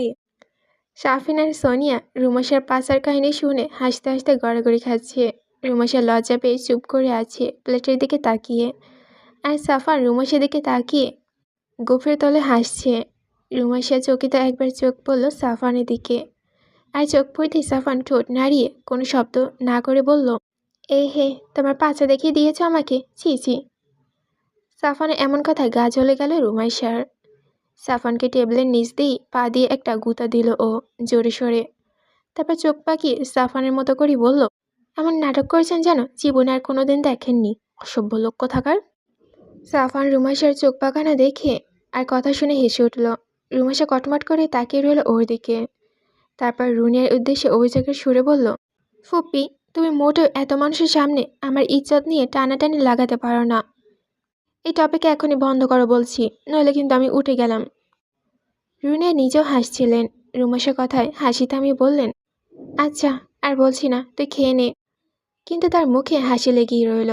সাদমান আর শাহমিন নিজেদের মধ্যে হাসাহাসি করেছে। মায়ের ছোটবেলার কাহিনী শুনে মজা পাচ্ছিল ওরা অনেক। রুমাইশা ওদের দুজনের দিকে তাকিয়ে চোখ গরম দিয়ে বলল, সাদমান, শাহমির, হাসি বন্ধ করে চুপচাপ খেয়ে নাও। সাফান ছেলেদের দিকে তাকিয়ে ইশারা করে ওদেরকে চুপ থাকতে বলল আর খেতে বলল, নইলে বউ রেগে গেলে অসুবিধায় পড়ে যাবে। কাল রাত থেকে পুলিশ ব্যাপারগুলো নিয়ে যত উদ্বেগ ছিল সবার মাঝে, তাই হাসাহাসির যে ধরে হালকা হয়ে গেছে অনেকটা। ঘড়ি কাটে এখন 11টা। সাংবাদিকরা সবাই থানায় কনফারেন্স রুমে বসে আছে পুলিশ সুপার আহনাফ হাসান মির্জার অপেক্ষায়। নিজেদের ভেতরে তারা টুকটাক কথা বলছেন। নরখাদকদের এই পুরো বিষয়টা জনগণের সামনে চটকাদারভাবে খোলাসা না করা পর্যন্ত তাদের শান্তি পাচ্ছে না নিজেদের মনের ভিতরটা। তাদের কথাবার্তার মাঝখানেই কনফারেন্স রুমে এসে উপস্থিত হলেন আহনাফ হাসান। আর তারপর তার পেছন পেছন কবির হোসেন সহ অন্যান্য পুলিশ কর্মকর্তারা।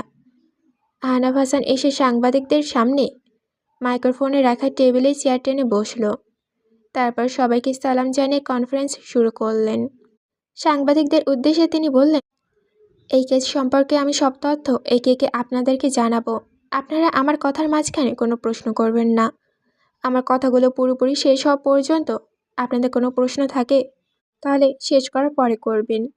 আমি তার যথাযথ উত্তর দেওয়ার চেষ্টা করব।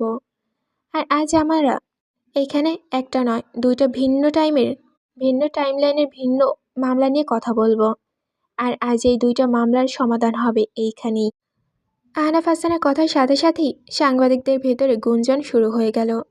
দুইটা মামলা একসাথে নিপত্তি হবে জেনেও তারা নিজেদের ভেতর আলোচনায় লেগে গেল অন্য মামলাটা কি হতে পারে তা নিয়ে। রিসেন্ট বড় কোনো ইস্যু আছে কি না সেটা নিয়েও তারা নিজেদের ভেতর কথা বলতে থাকলো। আহনাফ হাসান কিছুক্ষণ চুপ থেকে সাংবাদিকদের কথা বলা দেখলেন। তারপর মাইক্রোফোনের সামনে গিয়ে তিনি শান্ত নির্বিকার গলায় বললেন, আপনাদের কথা বলা শেষ হলে আমাকে জানাবেন, আমি তখন আমার কথাগুলো শুরু করব। সাংবাদিকরা আহনাফ হাসানের শান্ত কণ্ঠে সবাই চুপ মেরে গেল। তারপর নিজেদের সম্পূর্ণ মনোযোগ আহনাফ হাসানের দিকে দিল। আহনাফ হাসানের সাথে সাংবাদিকদের এই কনফারেন্সে সারা দেশে লাইভ টেলিকাস্ট হচ্ছে। আহমেদ ভিলাই, সাফান, রুমাশা সহ সবাই বসে আছে টিভির সামনে। আর ও বাড়িতে শামসুল, আয়শা, আফসানা, রাফসান সবাই বসে আছে টিভির সামনে। কিন্তু তারা সাফানের ব্যাপারটা এখনও জানে না। তারা শুধু নরখাদকের বিষয়টা জানার জন্যই টেলিভিশনের সামনে বসেছে। সাংবাদিকদের সবাইকে চুপ হয়ে যেতে দেখে আহনাফ হাসান তিনি কথা বলতে শুরু করলেন। গত এপ্রিলের 19 তারিখ রাতের বেলাতে আমরা গোপন সূত্রে খবর পাই যে নাম না জানা দলটি গত 6 মাসের সারা দেশে হওয়া গুম খুনের সাথে জড়িত। সে দলটি বর্তমানে যশোরের দিকে এসেছে এবং তারা এখন মেহেরপুরে অবস্থান নিয়েছে। আমাদের যশোরের থানায় পুলিশ টিমটি এ খবর পাওয়ার পর দেরি না করে রওনা দেয় সন্দেহজনক জায়গার উদ্দেশ্যে। আমরা মেহেরপুর থানার খবর দেওয়ার পর তারা বলেন যে আমরা যেহেতু টিম পাঠিয়েছি তাই তারা আর অপরাধ আপাতত বের হবেন না। আমাদের যদি সাহায্য লাগে তাহলে তারা টিম পাঠাবেন। আমাদের পাঠানো টিমের প্রধান ছিলেন রাশেদ খান। তার আন্ডারে ছিল 30 জন পুলিশ কর্মকর্তা। তাদেরকে পাঠানো হয়েছিল অস্ত্রসহ। তারা সন্ধ্যার পরপরই বের হয়ে পড়ে মেহেরপুরের উদ্দেশ্যে। প্রথম থেকে আমাদের সাথে তারা সকলেই কানেক্ট ছিল, কিন্তু রাতের 9টার পর হঠাৎ করে তাদের সাথে আমাদের সমস্ত কানেকশন বন্ধ হয়ে যায়।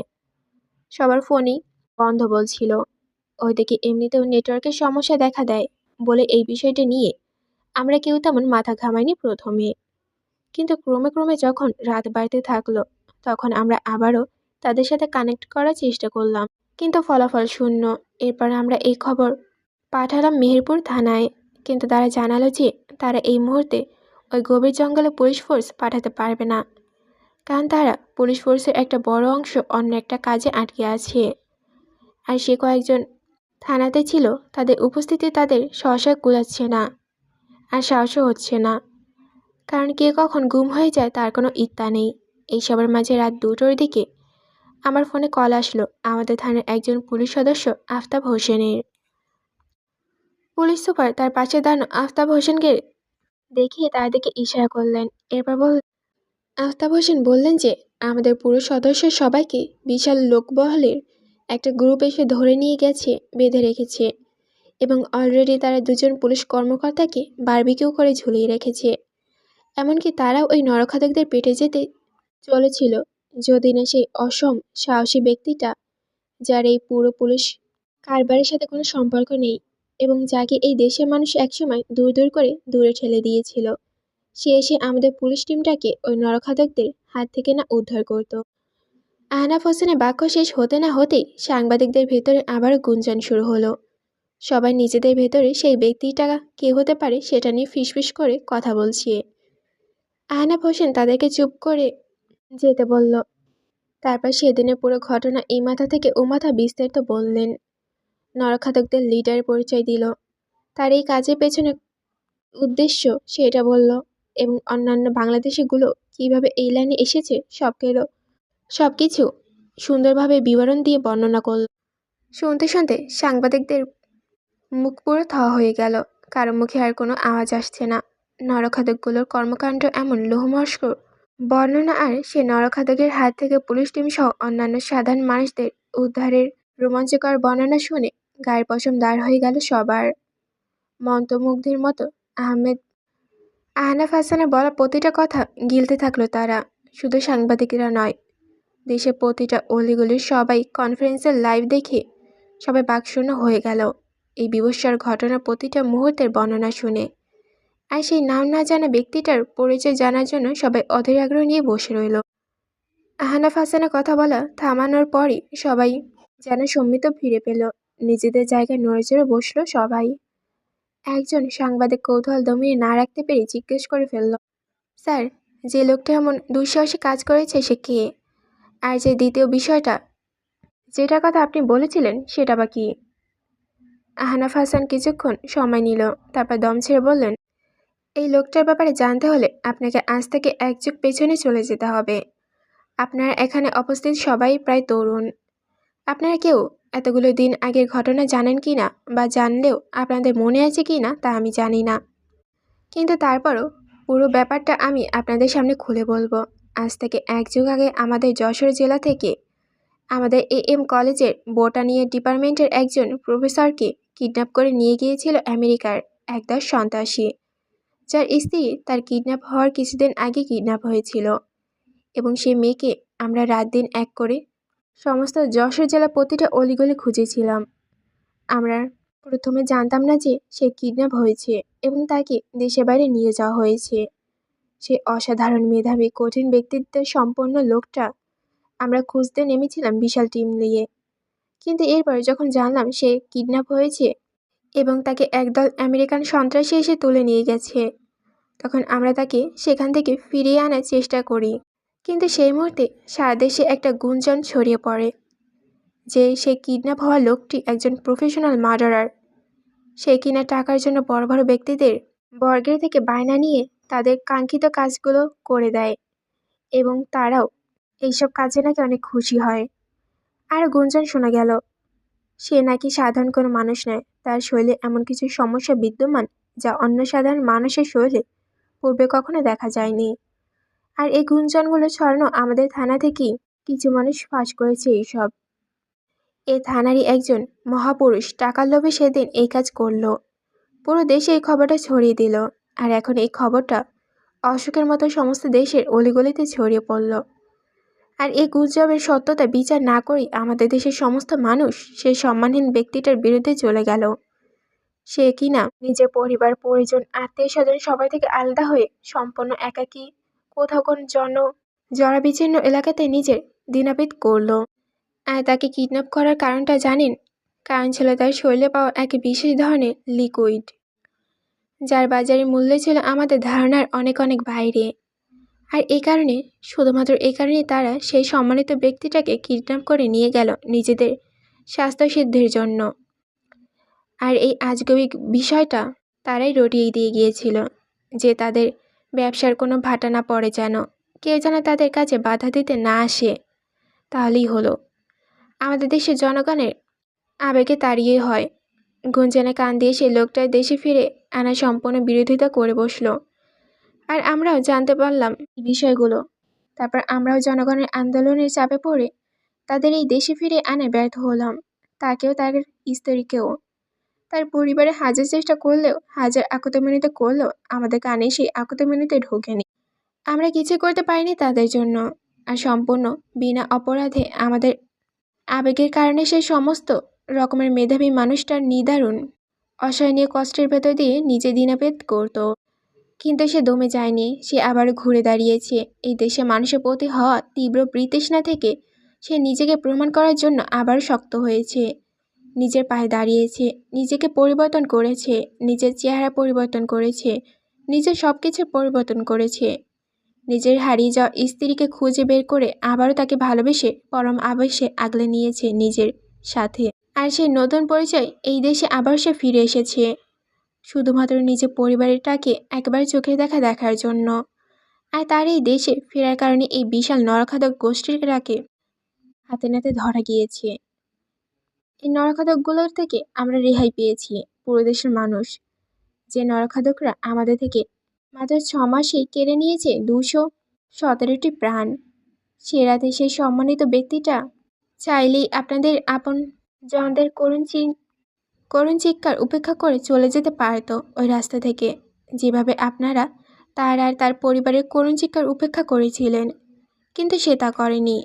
সে নিজের জীবনের হুমকির মুখে ফেলে আপনাদের জীবন বাঁচানোর জন্য আগুনের ভেতর ঝাঁপ দিয়েছে। শুধু সে নয়, তার স্ত্রীও। আহনাফ হাসান থামলেন কিছুক্ষণ। সাংবাদিকরা তাকিয়ে আছে তার দিকে হাঁ হয়ে। এই ঘটনা তারা অনেকে শুনেছে, অনেকে বিশ্বাস করেছে, অনেকে করেনি। কিন্তু আজ আহনাফ হাসানের মুখ থেকে শুনে যেন সম্পূর্ণটা অন্যরকম লাগছে তাদের কাছে। সারা দেশের মানুষ মুখিয়ে আছে সেই ব্যক্তিটার নাম শোনার জন্য, যাকে কিনা তারা পায়ে ঠেকিয়েছে, যার পরিবারে আহাজারি কেউ শোনেনি, যাকে সবার মানবজাতির জন্য হুমকি মনে করে মৃত্যুর মুখে ঠেলে দিয়েছে এক সময়। সেই তার নামটা শোনার জন্য টেলিভিশনের পর্দায় চোখ লাগিয়ে রেখেছে সবাই। ফেসবুকে লাইভ টেলিকাস্ট হচ্ছে। স্কুল কলেজের ছেলেমেয়েরা যাদের এই সম্পূর্ণ বিষয় সম্পর্কে কোনো ধারণা নেই তারা ফেসবুকে লাইভ চোখ রাখছে। সেই ঘটনার সময় যে সমস্ত ব্যক্তিরা যুবক ছিল, আন্দোলনে নেমেছিল, রাস্তায় তারাও চোখ লাগিয়ে আছেন। অনুশোচনা হচ্ছে তাদের এখন, না জেনে না শুনে আবেগে গা ভাসানোর জন্য। কনফারেন্স রুমে সাংবাদিকের সামনে বসা আহনাফ হাসান টেবিলের ওপর থেকে পানি বোতলটা উঠিয়ে তা থেকে অল্প একটু পানি খেলেন। তারপর আবার বোতলটা জায়গায় রেখে দিল। সাংবাদিকদের দিকে তাকালেন তিনি। তারপর থেমে থেমে বললেন, সে লোকটা বর্তমান পরিচয় আমেরিকান ওয়ালকাহোমের সিটি ESR ফার্মাসিউটিক্যাল কোম্পানির 50% শেয়ার সাদ্দাত হুসাইন, যার আসল পরিচয় সিঙ্গাপুরে ANSU এর বোটানিক্যাল বিভাগের মেধাবী স্টুডেন্ট, হোয়াংহো drug and medical and pharmaceutical এবং পরবর্তীতে MS কলেজের বোটানিক্যাল বিভাগের প্রফেসর সাফওয়ান আহমেদ, যার পিতা ইশতিয়াক আহমেদ এবং মাতা রুনিয়া রহমান। স্তব্ধ হয়ে টেলিভিশনের সামনে বসে আছেন আয়েশা, শামসুল আর রাফসান। সাফওয়ান আহমেদ নামটা শোনা মাত্রই বুকটা কেঁপে উঠেছে ওদের সবাই। হকচকি হয়ে একে অপরের দিকে তাকাচ্ছে ওরা বারবার। রাফসান যেন দম আটকে আসছে। ও আশা দেখে মুখ ফিরিয়ে বলল, মা, আমি রুমের কাছে যাচ্ছি। এখন যা কিছু হতে পারে, কি হতে পারে সেটা আমি জানি না, তবে আমার মনে হয়েছে খারাপ কিছু হবে। ওইখানে রুমের বাচ্চারাও আছে, ওদের কিছু না হোক। বলেই সোফা থেকে উঠে দাঁড়ালো রাফসান। আশা শাড়ি আঁচল টেনে মুখের উপর দিলেন। যে সত্য এতগুলো বছর ধরে লুকিয়ে ছিল, সেই সত্য আবার টেনে হিঁচড়ে বের করে এনেছে ওরা। এখন কি হবে? এখন তো অস্বাভাবিক তার মেয়ে জামাই একা নয়, তার মেয়েও। কথা মানুষ জানলে কি হবে? মানুষগুলো তো সময় সময় অমানুষ হয়ে যাচ্ছে। গতানুগতিক ধারা নিজেদেরকে ভাসিয়ে দেয়। ভালো মন্দ বিচার করার ফুরসত তখন তাদের থাকে না। কি হবে এখন? রাফসান দ্রুত পা ফেলে নিজের কামরায় গিয়ে তড়িঘড়ি করে গায়ের ওপর শার্ট চড়িয়ে নিল। তারপর কোনো রকমের গোছগাছ করে রুমিদের বাড়ির উদ্দেশ্যে বের হওয়ার জন্য পা বাড়ালো। ডাইনিং রুমে এসে দেখলো আয়েশার গায়ে বোরকা ছড়িয়ে বসে আছেন। রাফসান বাইরে এলে তিনি ধরা গলায় বললেন, আমি যাব, আমার মেয়েকে আমি এই অবস্থায় একা ছাড়বো না, তুই আমাকেও নিয়ে চল। রাফসান একবার মানা করতে চাইল, যেইখানে পরিবারের পরিস্থিতি কী দাঁড়াবে তা ওর জানা নেই, সেইখানে মাকে নিয়ে গিয়ে সে কী করবে। কিন্তু মায়ের ছলছলে চোখের দিকে তাকিয়ে আর কিছু বলতে পারল না। মুখে বলল, ঠিক আছে, আসো। শামসুল স্তব্ধ হয়ে বসে রইলেন সোফার উপরে। তার শরীরটা ভালো নেই। বৃদ্ধ বয়সে নানা রোগ তাকে জর্জরিত করে ফেলেছে। চাইলেও মেয়ের এই অসময় যেতে পারছেন না তিনি। আফসানা বাচ্চা দুটোকে কোলে নিয়ে সোফার উপরে বসে তাকিয়ে আছে রাফসানার আশা যাওয়ার পানে। বুকটা দূর দূর করেছে তার অজানা কোনো বিপদের আশঙ্কায়। কনফারেন্স রুমে পিনপতন নীরবতা, কেউ কোনো কথা বলছে না। সাংবাদিকদের কলম চলমানের শব্দ ও আসছে না আর। আহনাফ হাসান নিজের কথা শেষ করে সাংবাদিকদের দিকে তাকিয়ে আছেন, আর সাংবাদিকরাও তাকিয়ে আছে তার দিকে। সেই দিনের সেই সাফওয়ান আহমেদ যে আজ এই এত ট্রাগল আর পরে এইরকম হাল না ছেড়ে দিয়ে নিজের অবস্থানটা আরো শক্ত করে বর্তমানে বহাল তবেই আছে, সেটা ভেবেই ওদের চোখ কপালে উঠল। সাফওয়ান আহমেদকে তারা তো সবাই ভুলেই গিয়েছিল। সে কিডন্যাপ হওয়ার পর তো আর কেউ কখনো তার নামটা উচ্চারণ করেনি। এত বিতৃষ্ণা ছিল তার প্রতি সকল মানুষের। আর এই মুহূর্তটার আগেও কারো মনেই ছিল না যে সেই ব্যক্তিটার কথা, যাকে তারা অবহেলায় ঠেলে দিয়েছিল এক সময়। নীরবতা ভেঙে আহনাফ হাসান উপস্থিত সাংবাদিকদের উদ্দেশ্যে প্রশ্ন ছুড়ল, now has anyone have an question? সাংবাদিকদের থেকে কোনো উত্তর এলো না। ওরা সবাই এখনও ব্যাপারটা হজম করতে ব্যস্ত। আহনাফ হাসান প্রশ্ন ছুড়ে দিয়ে তাকিয়ে রইলেন। কিছুক্ষণ পর চুপ থাকার পর সাংবাদিকদের একজন মুখ খুলল, বলল, স্যার, সাফওয়ান আহমেদ এখন কোথায় আছেন সে বিষয়ে আপনি কিছু জানেন? আর আপনি যদি জেনে থাকেন তবে আমরা জানতে পারি। আমরা তার সাথে সরাসরি কথা বলতে চাই এই ব্যাপারে। আহনাফ হাসান একটু ভরকালেন যেন। এতক্ষণ সব ঠিকঠাকই এগোচ্ছিল, কিন্তু এখন এরা সাফওয়ানের ঠিকানা জিজ্ঞেস করেছে। জনগণের মনের অবস্থা কী সেটা এখনও বোঝার উপায় নেই। তারা এই ব্যাপারটা কিভাবে গ্রহণ করবে বা আহনাফ হাসানের কথা বিশ্বাস করেছে কিনা সেটাও ঠাড় করা যাচ্ছে না এই মুহূর্তে। আহনাফ হাসান নিজের মনে দৃঢ় প্রতিজ্ঞা হলেন একটা রিস্ক নেওয়ার জন্য। কিছুক্ষণ চুপ থেকে তিনি বললেন, সাফান আহমেদ এখন তার পৈতৃক নিবাস আহমেদ ভিলাতেই আছে তার পরিবারের সাথে। আপনারা চাইলে সেখানে গিয়ে তার সাথে কথা বলতে পারেন, যদি সে অনুমতি দেয় তবে। সাফান সহ অন্যরা সবাই মিলে এতক্ষণ টেলিভিশনের সামনে বসেই ছিল। সাংবাদিকরা সাফানের সাথে কথা বলতে চায় শুনে সাফান রুমাসের দিকে এক পলক তাকিয়ে বসা থেকে উঠে চলে গেল ছাদের দিকে, ওর চিলেকোঠার কামরার উদ্দেশ্যে। যার আগে বলে গেল ও কারোর সাথে এই বিষয়ে কথা বলতে চায় না, ওকে যেন কেউ বিরক্ত না করে। রুমাসা চেয়ে চেয়ে দেখল শুধু ওর যাওয়ার পানে আর দীর্ঘশ্বাস ছাড়ল। সাফান কিছু ভেবে এই ধরনের কথা বলেছে সেটা খুব ভালোভাবে বুঝতে পারছে। সাফান যে এখনো কিছু বলেনি সেই দিনের কথাগুলো, সেই সময় যে এই দেশে না থাকলেও রুমাসা থেকে সবই শুনেছিল সে, আর সেসব ঘটনাগুলো তার মনে দাগ কেটে গেছে। হারিয়ে যাওয়া রুমাসার খোঁজও তখন তারা করে দেয়নি, খুঁজেও দেয়নি, ভেসে যেতে দিয়েছে। সেই আবেগে গা ভাসানো, কোনো কিছু বিবেচনা না করা স্রোতের সাথে তাল মিলিয়ে চলা লোকগুলোর প্রতি সাফানের তীব্র ঘৃণাকে কিভাবে প্রসারিত করা যায় তা তার জানা নেই। রুমাসা মেঝে থেকে তাকিয়ে বসে আছে, চোখের সামনে ওর ভাসছে সেই দিনগুলোর স্মৃতি। সাফানকে হাড়বাটার লোকজন তুলে নিয়ে যাওয়ার সেই অভিশপ্ত দিনটার কথা মনে পড়লেও ওর গায়ে কাটা দেয় এখনো। সাফান চলে যাওয়ার পর এই দেশের মানুষ কত কিছুই না বলেছে, তাদের করা কটূক্তিগুলো এখনো তার কানে বাজছে। ওরা অ্যামাজনে চলে যাওয়ার পর এখানে সাফিনটা বের হতে পারত না ঘর থেকে। লোকজন রাস্তায় দেখা হলে আজে বাজে কথা বলতো ওকে, বন্ধুরা ওকে জানোয়ারের ভাই বলে ডাকতো। ইশতিয়াক আহমেদ এত সব চিন্তা টেনশন করার কারণে স্ট্রোক পর্যন্ত করলেন, কিন্তু তখন পরিবারের সাথে যোগাযোগ করতে না পারায় রুমাসারা এত কিছু জানতে পারেনি। আর এরপর সাদমান শারমির পেটে থাকার সময়গুলোতে অ্যামাজনের ভেতরে একাকী থাকার সেই সমস্ত ভয়ঙ্কর দিনগুলো, সেসবের কথা কিভাবে ভোলা যায়। টেলিভিশন বন্ধ হওয়ার পর ওরা সবাই ওইভাবে বসে আছে, কেউ একচুলো নড়ছে না নিজেদের জায়গা থেকে। সবাই দৃষ্টি মেঝের দিকে। সাদমান শারমির বসে আছে তাদের মায়ের দুপাশে, রাশা বসে আছে রুমাসের কোলের ভেতর। ওরাও চুপচাপ। কি হচ্ছে সেটা বুঝতে না পারলেও গুরুতর কিছু হচ্ছে সেটা ঠিকই বুঝতে পারছে ওরা। খানিকক্ষণ পর হঠাৎ বাইরে শোনা গেল শোরগোল। অনেক মানুষের সম্বন্ধে বলা কথাবার্তা কানে আসতে লাগলো রুমাইশার। চমকে উঠল ও, আতঙ্কিত চোখে শাফিনের দিকে তাকালো একবার। শাফিন ওর দিকে দৃষ্টি লক্ষ্য করে সাথে সাথে জিজ্ঞেস করল, কি হয়েছে আপু, তুমি এইভাবে তাকিয়ে আছো কেন?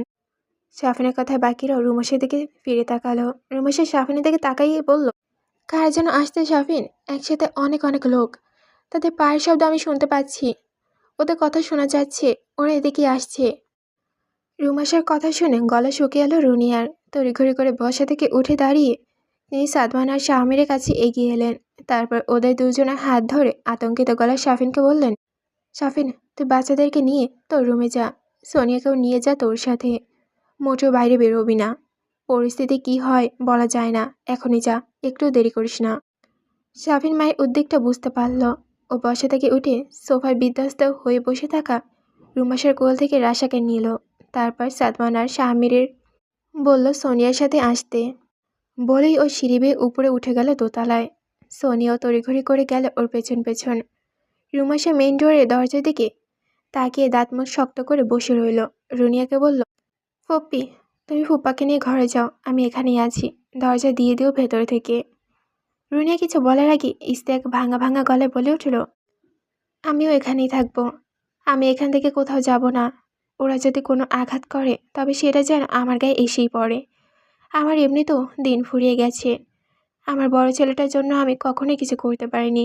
শেষ বয়সে এই যে অন্তত কিছু একটা করে যাই, তাহলে হয়তো আমার ছেলেটার কোনো দিন বলতে পারবে যে আমার বাবা আমার জন্য কিছু একটা করেছে। আমি এখানেই থাকবো রুনিয়া, আমার ছেলের শরীরে আঘাত করার আগে ওদেরকে আমার শরীরে আঘাত করতে হবে। রুমাসের চোখ জোড়া নোনা পানিতে পরিপূর্ণ হয়ে গেল, দুফোঁটা গড়িয়ে পড়ল জল বেয়ে। ইশতিয়াক আহমেদের কথার পরে ও আর কোনো কথা বলল না। রুনিয়া ধীরগতিতে এসে আবারও বসলেন রুমাসা আর ইশতিয়াকের মাঝখানে। তারপর রুমাসাকে টেনে নিজের কাছে নিয়ে এসে ওর কপালে ঠোঁট ছোঁয়ালেন। এরপর ধরা গলায় বলল, তুই অনেক ভালো মেরে মা, আমার ছেলেটার জন্মের পর থেকে এখন অবধি কোথাও শান্তি পায়নি, একমাত্র তোর কাছ ছাড়া। তুই ছাড়া আমার ছেলেকে আর কেউ বোঝেনি, আমিও না। আমার ছেলেটা তোকে ছাড়া আর কিছুই বোঝে না। আমার ছেলেটাকে এত সুন্দর একটা জীবন দেওয়ার জন্য তোর কাছে আমি সারা জীবন কৃতজ্ঞ থাকবো রে মা। কথাগুলো বলে রুমাসার একটা হাত নিয়ে তার হাতে শব্দ করে চুমু খেল রুনিয়া। তারপর রুমাসা মাথাটা টেনে নিজে কাঁধের উপর রাখলেন। অপেক্ষায় রইলেন সেই শোরগোলটার তাদের কাছে চলে আসার। আর কিছুক্ষণের মধ্যেই সেই শোরগোলটা বাড়ির গেটে এসে পৌঁছালো। শাফিন, সোনিয়া আর বাচ্চাদেরকে রুমের ভেতরে রেখে বের হয়ে এলো বাইরে। দরজা দিয়ে দ্রুত পায়ে নেমে এলো আবার হলরুমে। নেমে এসে সেও শুনতে পেল শোরগোলের শব্দ। আর কিছুক্ষণ পরেই মেইন গেটের খোলার শব্দ পাওয়া গেল। রুনিয়া রুমাসের হাতটা আর শক্ত করে চেপে ধরলেন। শাফিন ইস্তেকের পাশে দাঁড়িয়ে চোখ মুখ শক্ত করে তাকিয়ে রইল বদ্ধ থাকা মেন ডোরের দিকে। কিছুক্ষণ পরে হঠাৎ করে শোরগোল থেমে গেল। বাইরেটা নীরব হয়ে গেল। টুকটাক কথা ভেসে আসছে সেখান থেকে। আর এরপরে বাইরের কলিং বেল বাজার টুংটাং শব্দ বেজে উঠল। শব্দটা শোনা মাত্রই রুনিয়া কাঁধ থেকে মাথা তুলল রুমাইশা। শাফিন এগিয়ে যাচ্ছিল দরজা খুলে দিতে, কিন্তু রুমাইশা থামিয়ে দিল ওকে। আমি গিয়ে খুলছি, তুই ফুপ্পিকে তোর পাশে নিয়ে বস বলে সোফা থেকে উঠে দাঁড়ালো রুমাইশা। তারপর ধীর পায়ে এগিয়ে গেল দরজার কাছে। এবার বড় করে একটা নিঃশ্বাস নিয়ে সৃষ্টিকর্তার নাম নিয়ে খট করে দরজাটা লক খুলল। তারপর দু হাতে দরজার হাতলটা ধরে নিজের দুদিকে টান দিয়ে খুলে দিল দরজাটা। দরজা খুলতেই ওর চোখ পড়ল পৌর এক মহিলাকে। হাসি মুখে দাঁড়িয়ে আছেন দরজার সামনে। তার পেছনে উস্কুক নারী পুরুষের ভিড়। ইতিউতি করে চেয়ে আছে রুমাসার দিকে। রুমাসা অপ্রস্তুত হয়ে পড়ল। মহিলাটাকে জিজ্ঞেস করলেন, জি বলুন, কাকে চাই? সামনে এমন সুন্দর গড়নের মেয়েটিকে দেখে মহিলাটি একটু চমকালো। তারপর আগের মতো হাসি মুখে বলল, আমাদের বাসার আশেপাশে শুনলাম সাফান বাবা বাসায় এসেছে নাকি। তাকে আমরা সেই ছোটবেলায় দেখেছি, এরপর আর দেখিনি। তাছাড়া সে কখন কারোর সামনে আসে না। আজ এতদিন পরে সে এই বাড়িতে এসেছে শুনে আমরা দেখতে এলাম। কিন্তু তুমি কে গো মা? রুমাসা মুখের উপর থেকে কঠিন ছাপটা সরিয়ে নিয়ে সহজ করার চেষ্টা করে বলল, আমি সাফান আহমেদের স্ত্রী রুমাসা কাদের। ভদ্রমহিলা খুশিতে ঝিলিক দিয়ে হাসলেন এবার। তারপর রুমাসার ডান হাতটা ধরে নিজের হাতের মধ্যে নিলেন। তারপর পেছনে থাকা প্রতিবেশীদের উদ্দেশ্যে বললেন, আরে দেখো আমাদের সাফানের বউ কত সুন্দর দেখতে, মাশাল্লাহ। প্রতিবেশীদের ভেতর রুমাসাকে নিয়ে ছোটখাটো শোরগোল পড়ে গেল। রুমাসা ল্যাব থেকে পালিয়ে যাওয়ার পর ওকে খোঁজার জন্য যখন পুলিশ লাগানো হয়, শুধুমাত্র তখনই এলাকাবাসী টের পেয়েছিল যে সাফান বিয়ে করেছে, তার বউ আছে। এর আগে কেউ ঘুণাক্ষরে টের পায়নি, আর সাফানের বউ দেখার সৌভাগ্যও কারো হয়নি। সাফানের বিয়ের পর সোনিয়াকে সবাই দেখতে আসলেও সাফানের বিষয়ে কেউ কোনো কথা উচ্চারণ করেনি সেদিন। এতগুলো বছরে হারিয়ে যাওয়া ছেলের কথা মনে করিয়ে কেউ আর রুনিয়াকে কষ্ট দিতে চায়নি ওই আনন্দপূর্ণ মুহূর্তের মাঝে। ভদ্রমহিলা আবার রুমাসের দিকে ফিরে জিজ্ঞেস করলেন, তোমার শাশুড়ি মা কোথায় মা গো? ততক্ষণে শাফিন এগিয়ে এসেছে রুমাসার পেছনে। ও এসে বলল, সালমা কাকি, আপনি এই সময় এইখানে? সালমা বললেন, তোমার ভাইকে দেখতে এসেছি আমরা, তাকে একটু ডাকো। তোমাদের রহিম কাকা আমাদেরকে সবাইকে ডেকে ডুকে নিয়ে এসেছেন সাফনকে দেখানোর জন্য। তাকে একটু আমাদের সামনে আসতে বলো তো বাবা। ঘরে ছেলে ঘরে ফিরেছে, তাকে একবার চোখে দেখে যাই, নাকি আজকেও সে আসবে না?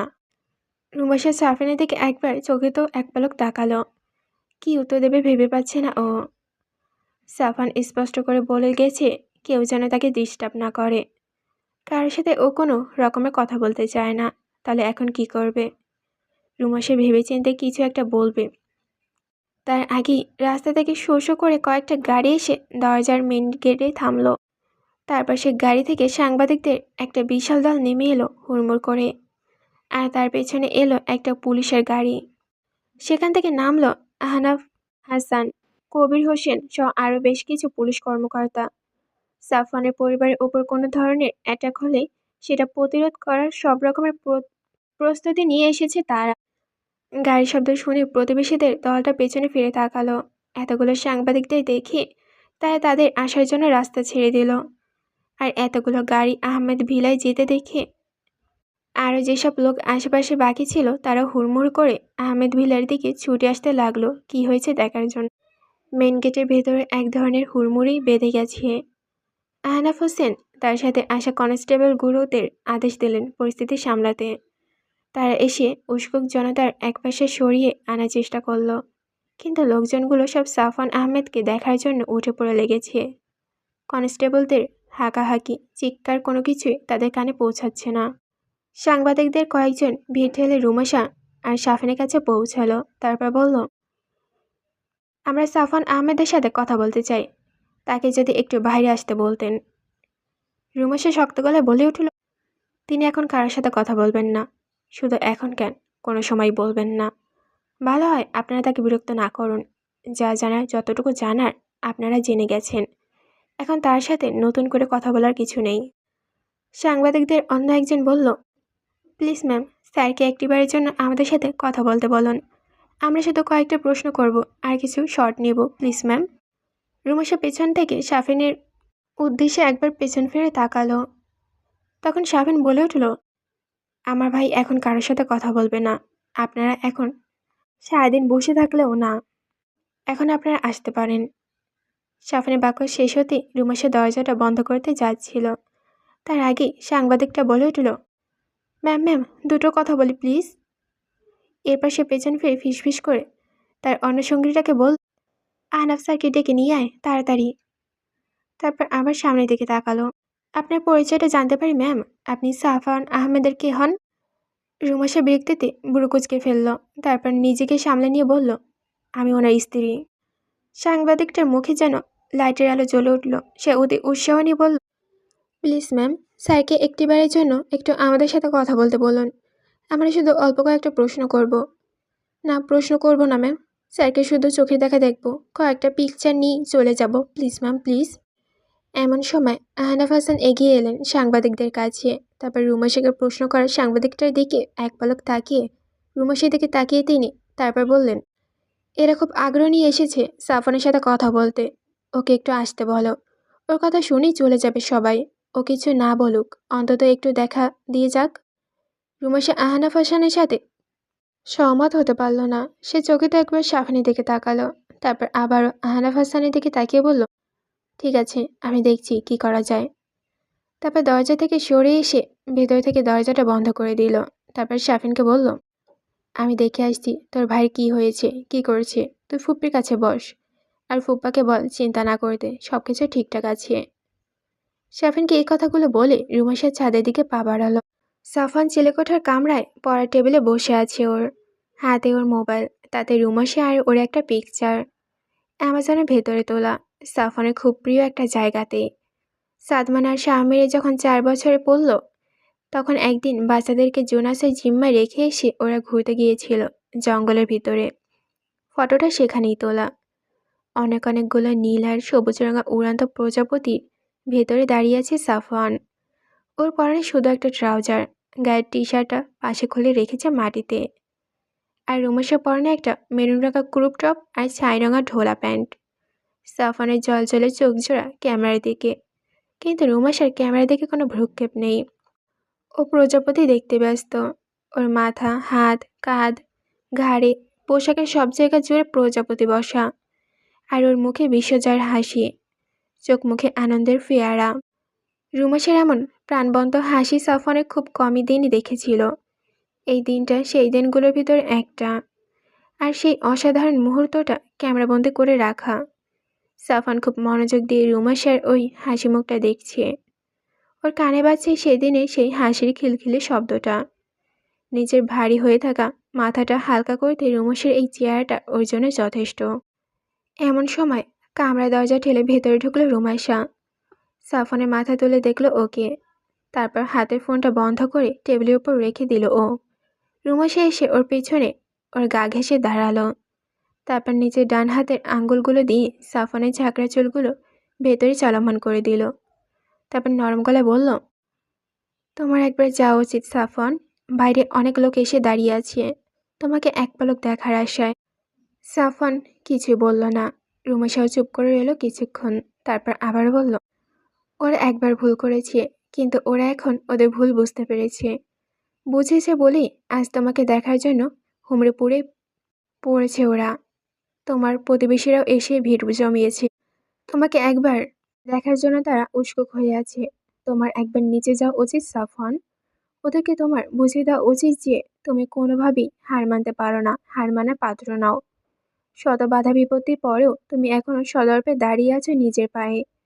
বিশাল বটগাছের মতো করে তোমার পরিবারের ওপর তুমি ছায়া বিছিয়ে আছো। ওদেরকে বুঝিয়ে দেওয়া উচিত যে তোমাকে এই পৃথিবীর কেউ দমাতে পারবে না কখনোই। তোমাকে হাজারো দমিয়ে রাখতে চাইলেও তুমি ঠিক আবারও মাটি ফুঁড়ে আগ্নেয়গিরির মতো মাথাচাড়া দিয়ে উঠে আসবে। ঘৃণাটা পুষে রেখো না সাফওয়ান, নিজের মনটা হালকা করো। রুমাশা কথা শুনে সাফওয়ান দীর্ঘশ্বাস ছাড়ল একটা। তারপর নিজের পেছন থেকে রুমাশাকে টেনে এনে নিজের কোলের ওপরে বসালো। তারপর রুমাশার পা দুটো নিজের কোলে দুপাশে দিয়ে বুকে জড়িয়ে নিল ওকে। রুমাশার ফর্সা নরম গলায় মুখ ডুবিয়ে দিল ও। তারপর বলল, আমার এই ঘৃণা জমতে জমতে এখন আর আমার হাতে নেই রিমু।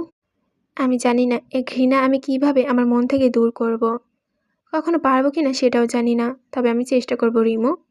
আমি সবাইকে ক্ষমা করে দেওয়ার চেষ্টা করব। সাংবাদিকরা অধীর আগ্রহে দাঁড়িয়ে আছে বাইরে। ক্রমাগত তাদের সংখ্যা বাড়ছে। কিছুক্ষণ আগেও আরও কিছু টিভি চ্যানেলের সাংবাদিকরা এসে পৌঁছিয়েছে। সবাই সাফওয়ানের বাইরে আসার অপেক্ষা করছে। ওদের সাথে সাথে দাঁড়িয়ে আছে ইশতিয়াক আহমেদের প্রতিবেশীরা সহ বাড়ি ভর্তি উস্কুল জনতা। লোকসংখ্যা অল্প অল্প করতে করতে বাড়ছে। বাড়ি এখন কানে কানে ভর্তি মানুষ। তাদের শোরগোলের কারণে বাড়ির সামনেটাকে এখন কোনো জনসভার নাই মনে হচ্ছে। আহনাফ হাসান ফোন করেছে আর কয়েক গাড়ি পুলিশ ফোর্স পাঠিয়েছে। পরিস্থিতি বিগড়ে গেলে যেন তিনি কারো কোনো ক্ষতি ছাড়াই পরিস্থিতি নিয়ন্ত্রণে আনতে পারেন। এমন সময় আহমেদ ভিলের মেইন ডোরের দরজাটা খট করে খুলে গেল। দরজা ঠেলে বাইরে বের হয়ে এলো শাফিন। তাকে দেখি বাইরে শোরগোল স্মিথ হয়ে এলো। আর এরপর সে শোরগোলের বাকি রেশটুকু পুরোপুরি স্তব্ধ করে দিয়ে শাফিনের পেছন থেকে দরজা ঠেলে বের হয়ে এলো লম্বা চওড়া সুঠামদেহী অত্যন্ত সুদর্শন এক সুপুরুষ।